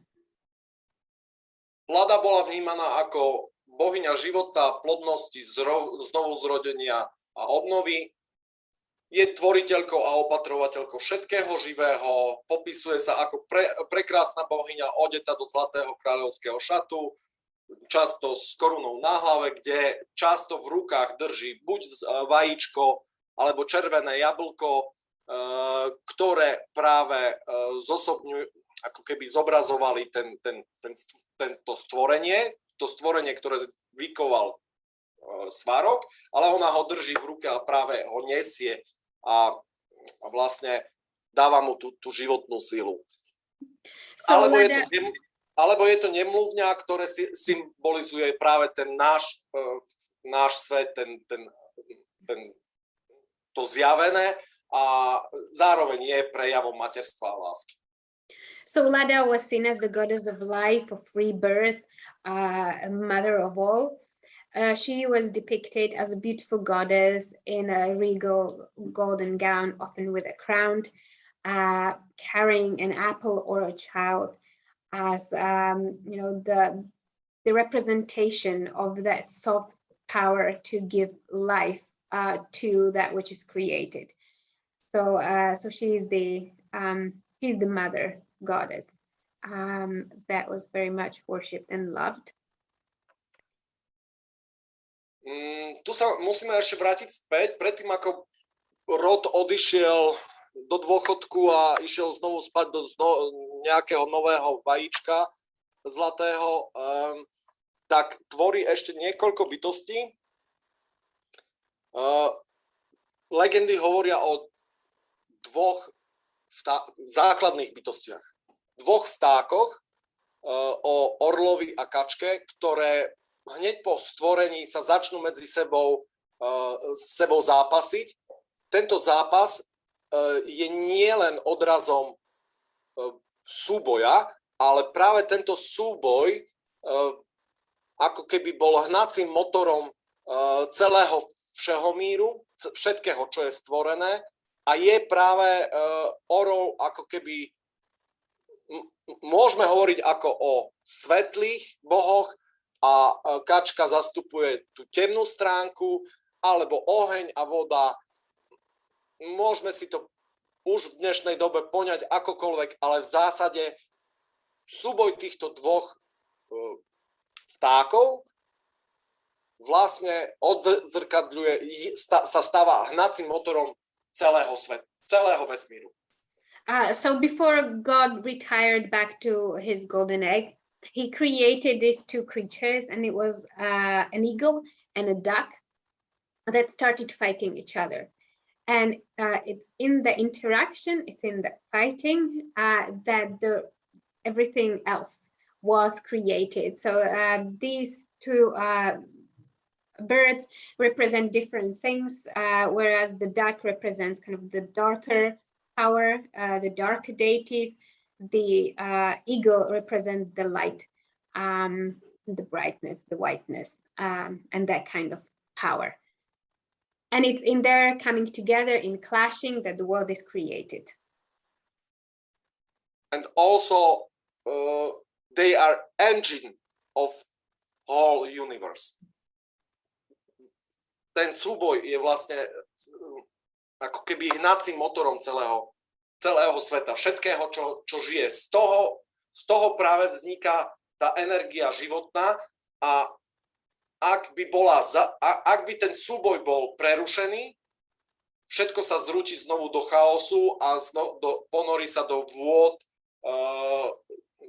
chaosu, ktoré znovu začnú obvíjať zlaté vajce, v ktorom spí rod a pravdepodobne by znovu po istom čase nastalo znovu zrodenie, ale rozdelenie, ukončenie súboja by znamenalo koniec. So it's in this clash that the life energy is created. So that's the engine that propels the creation of everything. Should this struggle, this fight cease, the whole world would descend back into chaos, from which it would probably emerge again in one way or another. V neposlednom rade, predtým ako rod išiel spať, stvoril byt, tak sa to v legendách popisuje, tak to vnímali naši predkovia. Čo to bolo za bytosť, to ani ja neviem, ale popisuje sa ako stvorenie nejakej kravy a nejakej kozy, božskej kravy, božskej kozy. Na oblohe môžeme vidieť mliečnú dráhu, je tam taká nejaká tá spojitosť, ale v každom prípade z kozy sa zrodí rodov syn Perún a z kravy sa zrodí rodov syn Veles. A tu sa dostávame k ďalším dvom veľmi dôležitým slovanským božstvám. A keď sme si vlastne už spomínali, že matka zem Mokoš, máme tu teraz Perúna Velesa, rozprávali sme si niečo o Svarogovi a Lade. Je to pätica základných božstiev, nachádzajúcich sa vo všetkých komunitách naprieč celým slovanským územím v minulosti aj dnes. Okay, so then Rod created a divine cow and divine goat, or that's how our ancestors imagined it. That's how they described it. The cow gave birth or created then god Veles, which we see here on the right, and then from the goat, god Perun, the god of thunder, was created. And here we have the 5 foundational deities. Is Mokosh, is the earth, the mother earth. We have Perun, Veles, Lada, and Svarog, and these are the 5 deities that we find in all expressions of the Slavic native faith. Peruna, predpokladám, všetci poznajú. Je to boh hromu a blesku. Často aj dnes ľudia ho vnímajú ako boha vojny alebo boha moci, ale jeho úloha nie je, hoci bola to aj jeho úloha, tá vojenská, ale základná vec, ktorá Perunovi prináleží, je prenos plodivej sily. Čiže pre náš svet Perun nie je podstatný bleskom a ohňom, ktorý on ovláda, ale mrakom, z ktorého spadne voda na zem a prinesie nám život, aby vlastne mohla sa tá plodivá sila preniesť do zeme a vlastne skrz to všetko vyrastie. Čiže Perún je častokrát vnímaný ako bojové a nejaké také mocenské božstvo, ale pravda je taká, že Perún je božstvom plodivej sily. Okay. Teraz to trošku urýchlim, lebo už máme 2 hodiny a chcela by som, ak majú ešte ľudia nejaké otázky. So Perun is often he's imagined and known as the god of thunder, as the military leader, but that's not where the importance of this deity rests.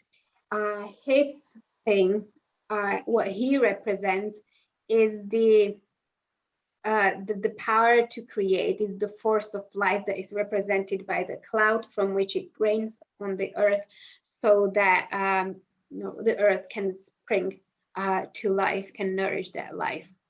So that's okay. O Welesovi by sme si tiež toho veľmi veľa mohli povedať, keďže je to moje najobľúbenejšie božstvo, alebo pre mňa najdôležitejšie, čiže o ňom nebudeme rozprávať vôbec.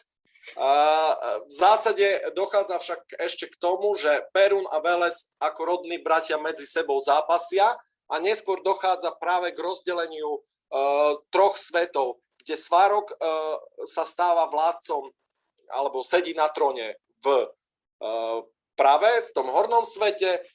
Veles odchádza do podsvetia, keďže prehral súboj s Perunom a Perun získava do vlády náš svet. A keď sa pozriete na akýkoľvek elektrický spotrebič, uvidíte tam malý blesk, čo by znamenie jeho moci. So then at some point Perun and Veles struggled, they competed as brothers. Veles lost out, and so when the rule over the three worlds was divided, Svarok got to reign in the upper world, in the world of the gods, in the crown of the tree. Veles had to retreat to the underworld because he lost that fight with Perun, and Perun presided over the world of the living. And it's his symbol, the lightning can until today be found in all electrical appliances that we use in this tangible world of ours. Veles napriek tomu, že odchádza do podsvetia, si veľmi obľúbil náš svet a stále mal tendenciu učiť a prichádzať na náš svet a s tým sú spojené ďalšie jeho vlastnosti. Zároveň musíme povedať, že si berie za manželku práve bohyňu Mokoš a tým pádom tiež ako keby stále, napriek tomu, že vládne v podsvetí, stále je veľmi dôležitý pre náš svet. So although Veles had to live in the underworld, he very much grew to like the world of the people, the world of the living, and so and the people themselves. So he continued returning and teaching the people. Then he married goddess Mokosh, who is the goddess of the earth. So once again, the connection to the living world, to our world, was strengthened through that connection in those Slavic myths. O bohoch, ak bude záujem, môžeme niekedy do budúcna spraviť ďalšiu prednášku, kde začneme v tomto bode niekde. Yeah, I think that's a good idea because we're hitting the 2-hour mark. Some people are already having to leave because they have other activities. It's the Sunday morning in the US. But the feedback we're getting is that your presentation is very much appreciated. Everyone is very grateful for the knowledge that you're sharing. They also really appreciated that you're saying it in Slovak. It's very much a novelty for a lot of people because they want to have contact with the native origin. So you're representing that, you're a vessel of that right now for us, Weleslaw. Also, I think there's very much opportunity for other webinars. I know that there's a lot of interest in the gods and goddesses, but also very much in the rites and rituals. So what are some of these rituals that our ancestors did and how are they still maintained today? For example, solstice rituals or spring and autumn equinoxes. So perhaps if you do have time, we could do another webinar series on this with you. I have no problem speaking in English, but I think if I will speak in English will be even a little bit longer like now. Preto budeme pokračovať ďalej tým systémom, že budem rozprávať po slovensky a bude to prekladané. Taktiež moja angličtina už trošku rezilela, ale v každom prípade poslednú vec, ktorú k bohom ešte musíme povedať úplne na záver, kým sa dostaneme k otázkam, je, a to som niekde skôr hovoril, že vlastne Slovania nevnímali božstva len tie svetlé, tých 5, ktorých sme si teraz vymenovali tak skrátke, ale práve, ako vidíme na prezentácii, každé to božstvo malo svoj náprotivok. A keď máme, nie každé, ale tí traja synovia boha roda mali svojich bratov, temných bratov, ktorí vládli, vlastne, ktorí boli ich náprotivkom, takým temným náprotivkom. A Rod mal nakoniec úplný koniec. Keď fakt odchádzal spať do svojho vajca, tak stvoril ešte posledného boha, 7. syna, ktorý práve dodržiaval tú rovnováhu medzi božstvami a rovnováhu v celom vesmíre. Ale o tom si možno povieme niekedy viac na budúce. Hopefully we will run another webinar. We'll talk more about these gods that we rushed through today, but also, as Zuzana said, address the rituals that are very much alive today, like the solstices. So to close it off, because the Slavic native faith was all about balance, these three sons, the three gods that we just described, Perun, Veles, and Svarog, they had their kind of dark counterpart to balance it off. And these were the dark deities. Again, they were not perceived as evil. They were part of life. And on the final note, before God, Rod created things, and then he was happy and he decided to retreat and go back to the Golden Egg to sleep. That's when he created the seventh son. And this seventh son was in charge of maintaining the balance between these the deities that are dark and deities that are light. So he was to maintain not just them, but the entire world and creation in balance. So, do you have any questions? If you could just put your camera on and unmute yourself, we would love to connect with you to also see you when you're asking your question. But if you're very, very shy, you can, of course, put it in the chat. Also, just as we're waiting for questions, we will put in the links to Weleslav's book and work and community into the follow-up email that will be in your inbox immediately after the event. So we will find it all there. Anyway, if anyone has any question, he can write me email and I will answer. And we will do that too. My email is really easy. I paid big money to have it. It's my surname on Gmail, so it's really easy. Kuzmishin, Kuzmisin @gmail.com. If I may, I have one question actually to the balance. It just came to my mind now. So you said that the god, I don't remember the name, creates the balance between. What about humans? Do they create the balance, or just the gods have the power to create the balance? He's not a creation of balance. He's only God who Môžete odpovedať aj po slovensky. Ja som kvôli všetkým Ja sa prepnem do angličtiny a potom už idem. Jasné, dobre, jasné. čiže tam je jedno božstvo, ten 7. syn, stvorenie, ktoré nie je tvorcom rovnováhy. On len má dozerať na to, aby rovnováha bola udržaná. Čiže tá otázka, ak som správne pochopil, smeruje aj k človeku a rovnováhe v ňom, či si vlastne tvorí rovnováhu. Ako som vravel v celej tej prednáške, človek a Boh je equal. Má rovnaké schopnosti, len bohovia majú nejaké schopnosti viac, tie čarodejné. A tie človek má trošku obmedzené. A my žijeme v tom strednom svete a tú rovnováhu si musíme hľadať my sami. Bohovia s tým nemajú v zásade nič spoločné. Vlastne celý ten všehomír je dôležité, aby bola dodržaná rovnováha pre dobro samého seba.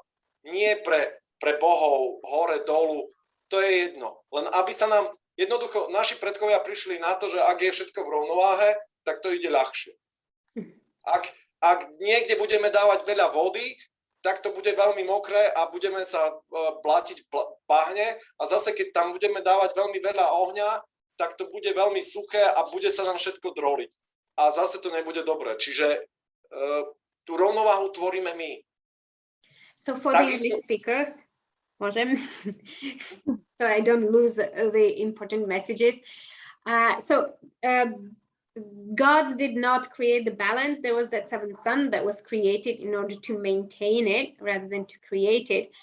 But then the most interesting part of the question actually lays in the responsibilities of humans as to retaining this balance. So we do have that. It's our responsibility in this world for ourselves to maintain balance, because our ancestors themselves realized that life is easier when everything is in balance. When there is too much water, it's not good. When there is too much dry, too much sun, that's no good either.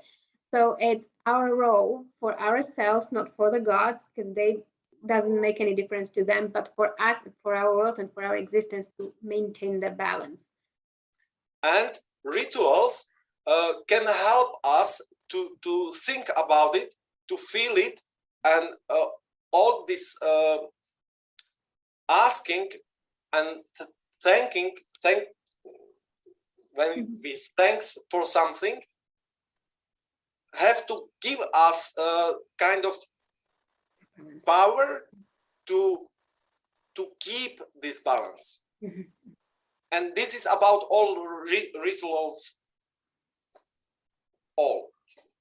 A ešte, ak môžem, naozaj posledná otázočka je, lebo myslím, že sa tam tiež spomínalo, že v podstate je tam tá reinkarnácia, že sa vlastne vraciame.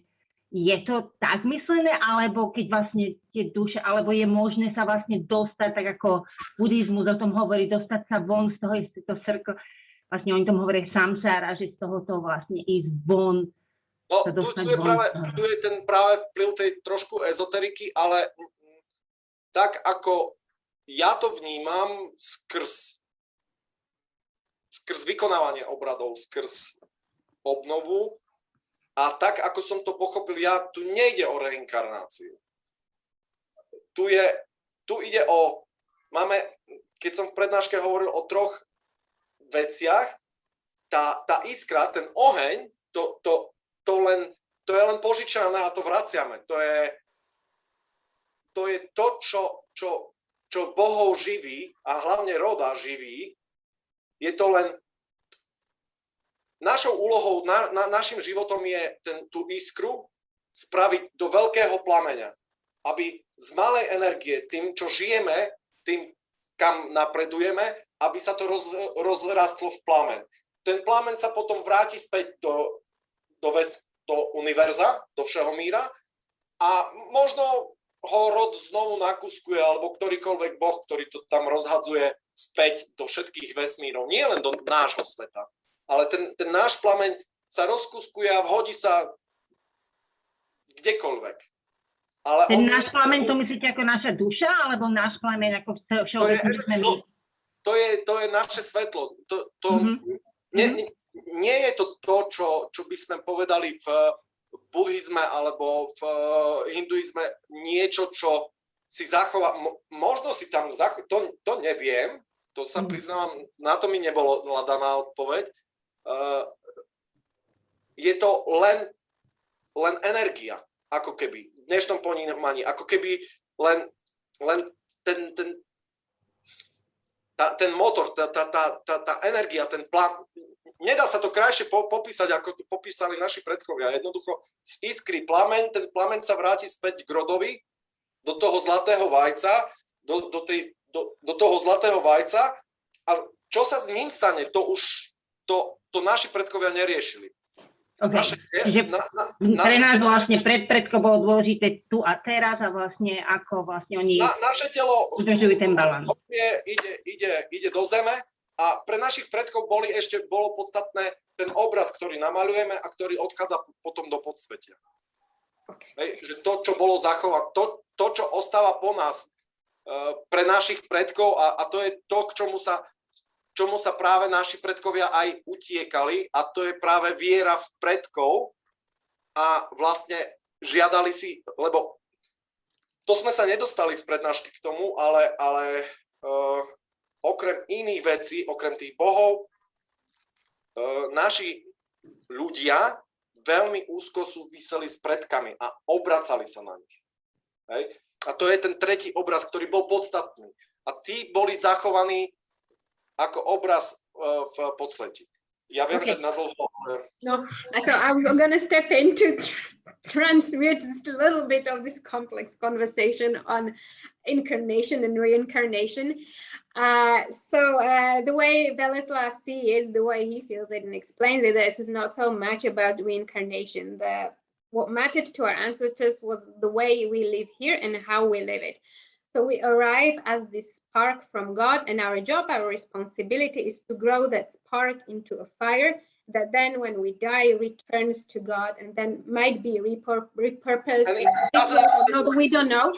That didn't matter so much to our ancestors. The point was to grow this, to evolve this. So that's a mark of a good existence.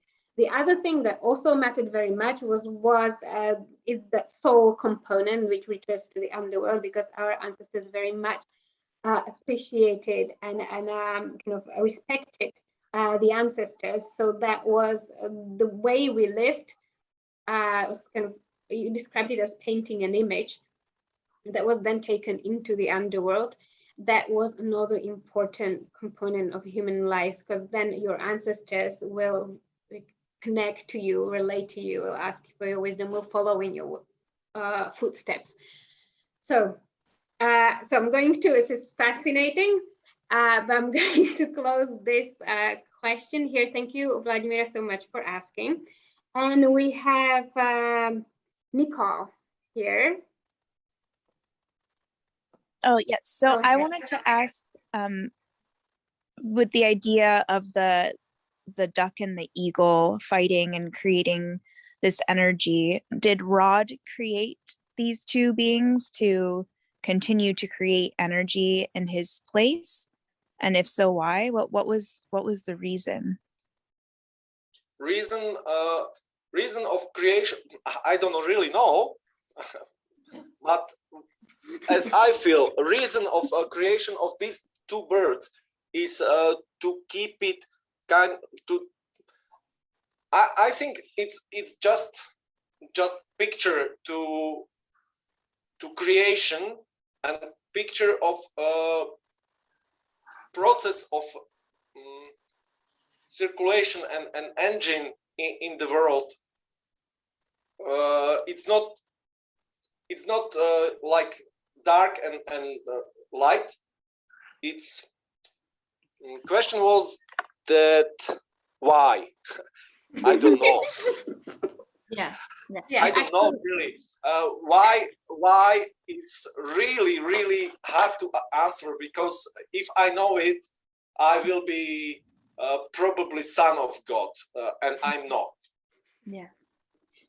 So there's actually a comment in the quote in our comments that says the duality of balance. So I think that sums it up as much as we can philosophize on that. Yeah. It's the two spectrums, the two extremes of reality in terms of duality. As I said before, whole thing is about equal things, and this is a kind of picture of it. As I said, Slavs before, whole religion was part of themselves, and these two birds, it's kind of picture of part of them. Yeah. So like a lower expression of a human and a higher expression of a human. Yeah. The more mundane world and the more exalted world of the eagle in the sky above the earth. So I'm not so sure. Yeah. could be different. Mm-hmm. So yeah, thank you. I appreciate it. Answer on the question why it's not possible to answer. Actually, Eva has another good explanation here. Thank you, Eva. She says both birds navigate different places, so different expressions. An eagle flies upward, a duck dives into the water. Yep. Yeah. It's a wonderful image. And we have the next question. Next question coming. Cheryl, your turn. You've been fascinating. If you can hear me, my question is a little different. You have 3 names for your name. Could you give any definition of the description of your name? Is it historical and spelling? Co znamená vaše jméno? You mean Weleslaw? Ano. Weleslaw means something. Man who prayed to Veles. As we spoke about God of Veles,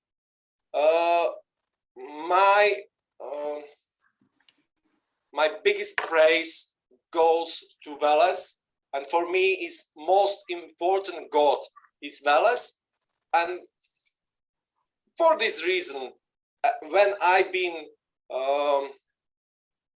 step into community or when I start live Rodná viera, I got name Weleslaw, man who prays, who slaves, who celebrate God of God Veles. Yes, thank Fascinating. you. Thank you. Thank you so much for the question, Cheryl. Thank you, Weleslaw, for answering. And I believe the last one today will be you, Johnny. Please go ahead. So it strikes me that the parallels between this old Slavic belief system and Hinduism are quite extraordinary. And I'm wondering whether you would be ready to say anything about historical interconnections between the Slavic world and the Indian world. Oof. Okay.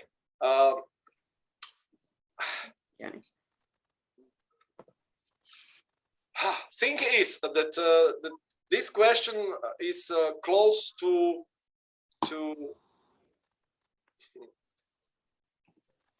for me. It's not for me, and even for Slavs wasn't important that, and even they even didn't know it, and they even don't feel it, this connection, and question what kind of connection is with Indians. Thing is that these days on this question asked mainly people who we called UFO Slavs, because they spoke a lot about that we are Slavo-Aryans and something and something. We jump in on beginning we jump straight to speaking about religion, and we didn't spoke about where Slavs comes, and we knows that they comes from east, and we knows about them since 6th century, but definitely our roots are possibly a little bit longer and deeper, and we definitely have kind of connection with Indians, with other, because even language is sometimes a little bit touchy each other, but it's not really important how, because you know we speaking about Slavs, and we know them and religion after they moved to Europe from Eastern, when we moved, and from this point in time it's the same like in legend about Rod and beginning of universe. It's not important what was before Big Bang, because universe starts after Big Bang. For this reason, it's not important to think what is before Slavs move and they start be called Slavs, because it's before Big Bang. It's before. Definitely it's there some connection, but I think it's not really important to think about it. Sometimes it's possible, but it's really hard work to try and find connection with, for example, we will take it one god, Perun, and we will start trying to find him, or this perspective of God, of this God, in other religions. And we will find him in Aztecs, we will find him in Indians, we will find him in Egypt, we will find him in lots of places. And why? Why? Because black, white, yellow, red, we are still creation of Mokosh. Creation, and we are still the same. And because we are still the same, we're going from one beginning, from one Big Bang. So yes, if we will start thinking, do we have Slavs some connection with Indians? Yes, we do. Do we have some connection with Vikings? Yes, we do. Do we have connection with Aztecs? Yes, we do. But it's still long time ago, and we have not really many possibilities to find this. Is possible to find this, but we have to be solicitors. We have to be we have to be magic mans, and we have to be really powerful magic mans, because we need to answer this question. We need to go to long past, and this travel to long past is possible only by opening doors to other universes. You getting Yes. what I mean? I mean you need to be wizard or whatever to have it power to take a look there and find this connection. But for normal man is really hard, and you will not never find it in the books. Everything what you will find in the books will be just breathing and something what could but don't have to be true. That's all. Okay. I tried. My English is really rusty, and I hope that your English is excellent. This is no problem. I think that's Kdyby also som ja tak hovoril po slovensky, bolo by to jednoduchšie. I think it goes, what Weleslaw is talking about is it goes to the core of the essence of the Slavs and their belief system, which is very much like here and now, and very much localized and also kind of enclosed and not so expansive and interconnected. So his answer here is like it doesn't really matter, and we don't need to spend time mapping all that. We just need to focus on here and now and how these practices can enrich our lives to be better, to be in more harmony with one another and nature. Yep. Yeah. Thank you for the answer, Zuzi, Weleslaw, and thank you for the question, Johnny. Wonderful to see you again. And yes, we have new world record for our webinars, 2.5 hours. So actually, my wife is on the visit somewhere, and I'm at home alone, only with my cat and dog. So if people want, and you have time, I have no problem to answering questions. I will be really appreciate when people will ask, and I can answer, because my books are still just in Slovak and Czech language, been translated, and not in English, so it's kind of hard to. And I know that information in English is really about Slavs, and religion is really hard to find. I lived a couple of years abroad, so I know that it's not possible to find something really. Okay, so let's do compromise. We'll take 2 more questions. No problem. So does anybody have any more questions? Just can I jump in? Yes. Can you hear me okay? We can. Yep. Just a second. I will pin you on. Okay. There we go. Yeah, I just had a question about what has been like the Catholic or Christian community's reception of this revival of the native Slovak faith?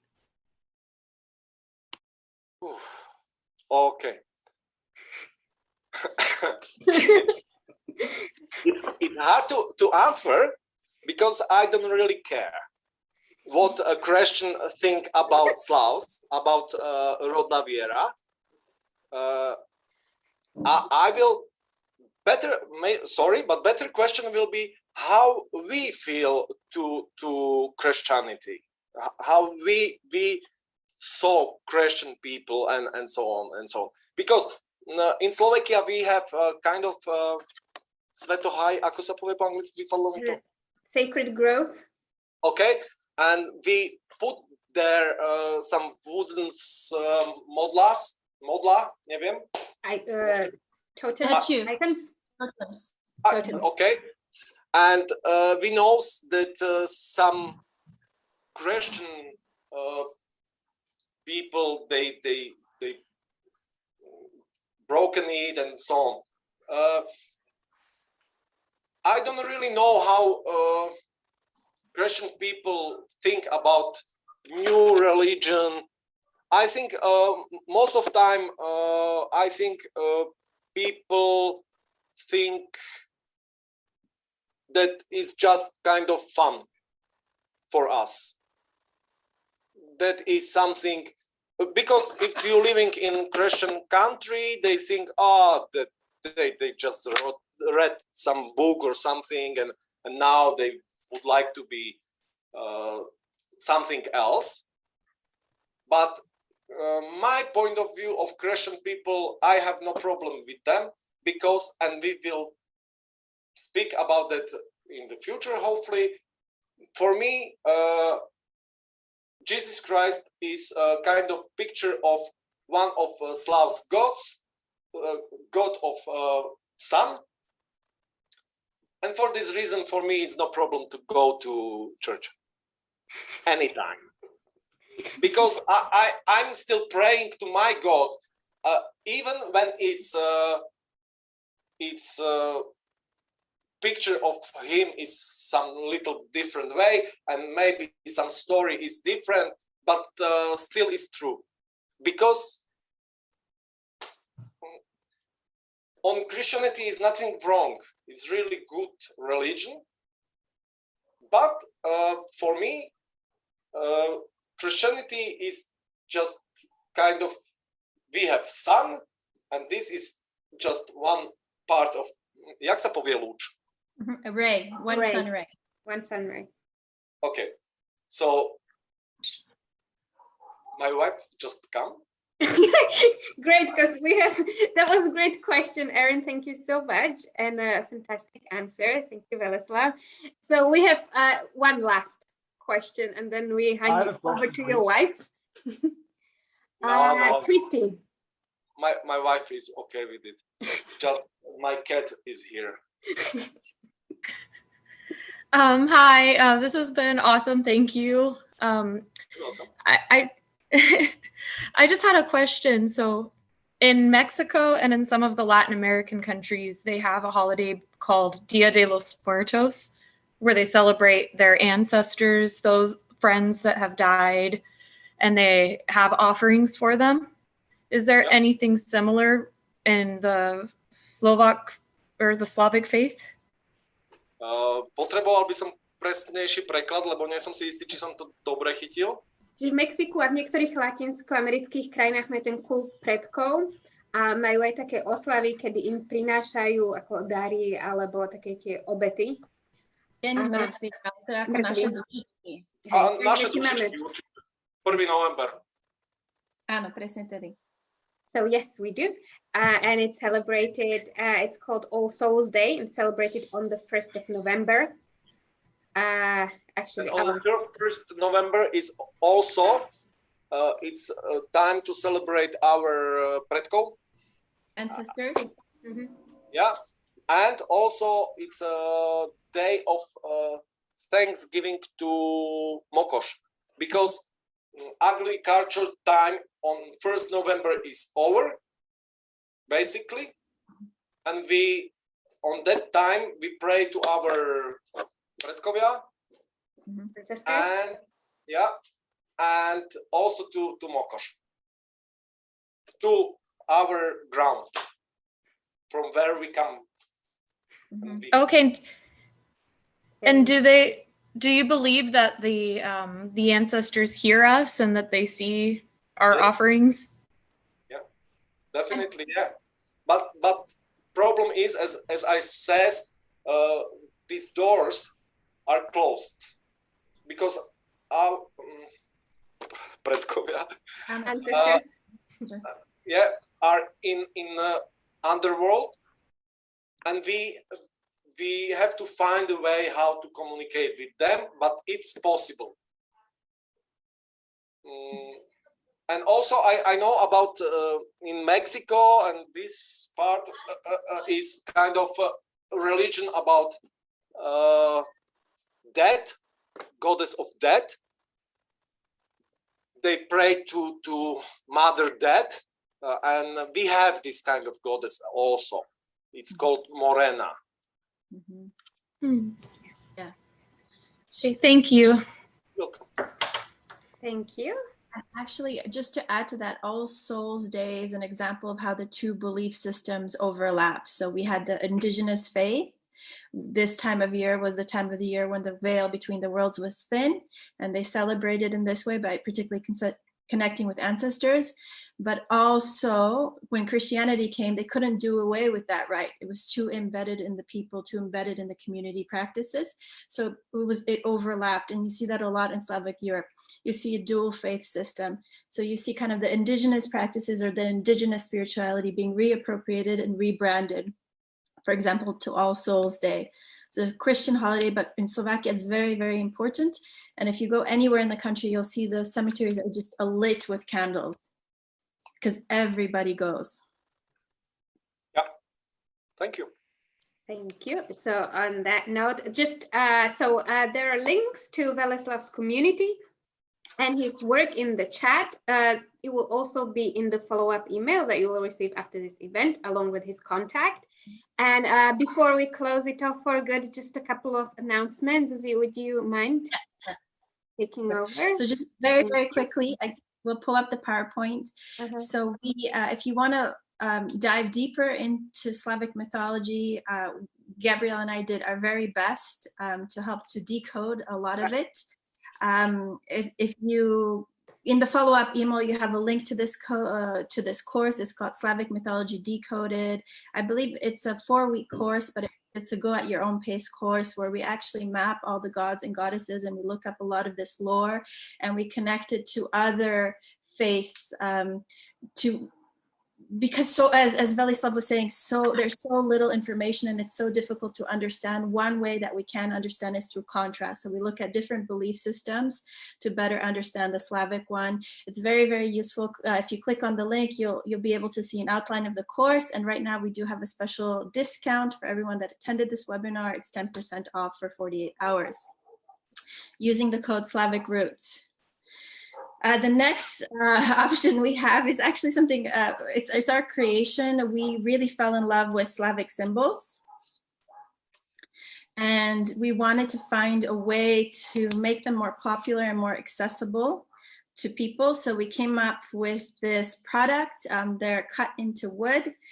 You have 5 different symbols, looking at Valkyrie, Kolovrat, the goddess Lada, Beloboch, which is a trinity of 3 gods, and Alatir, one of my favorite symbols.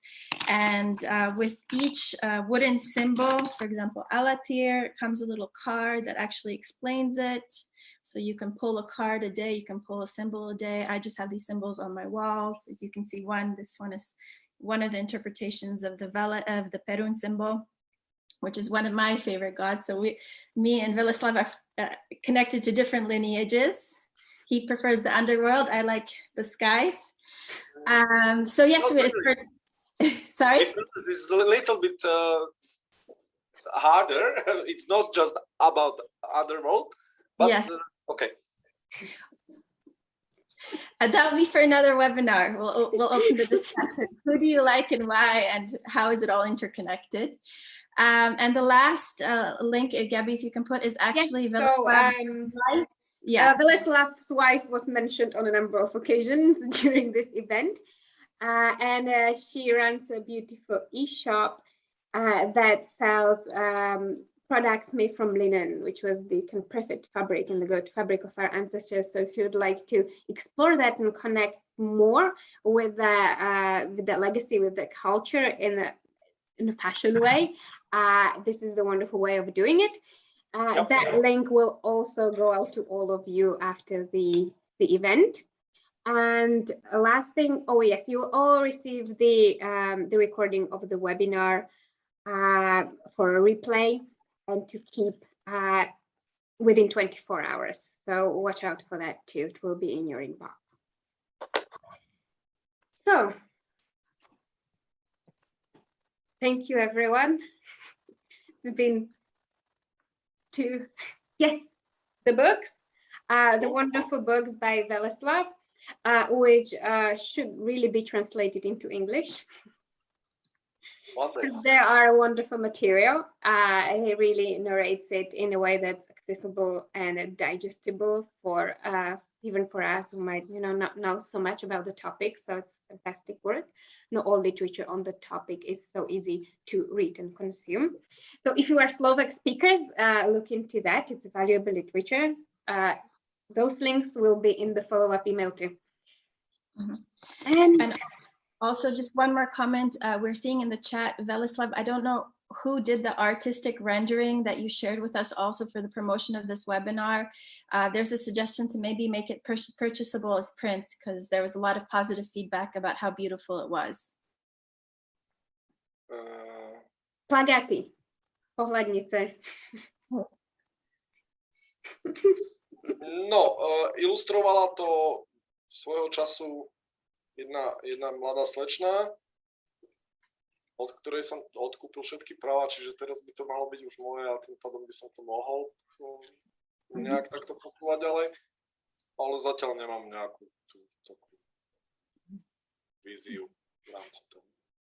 Maybe one day. So far they are not for sale. I have to buy the book. They're in the book.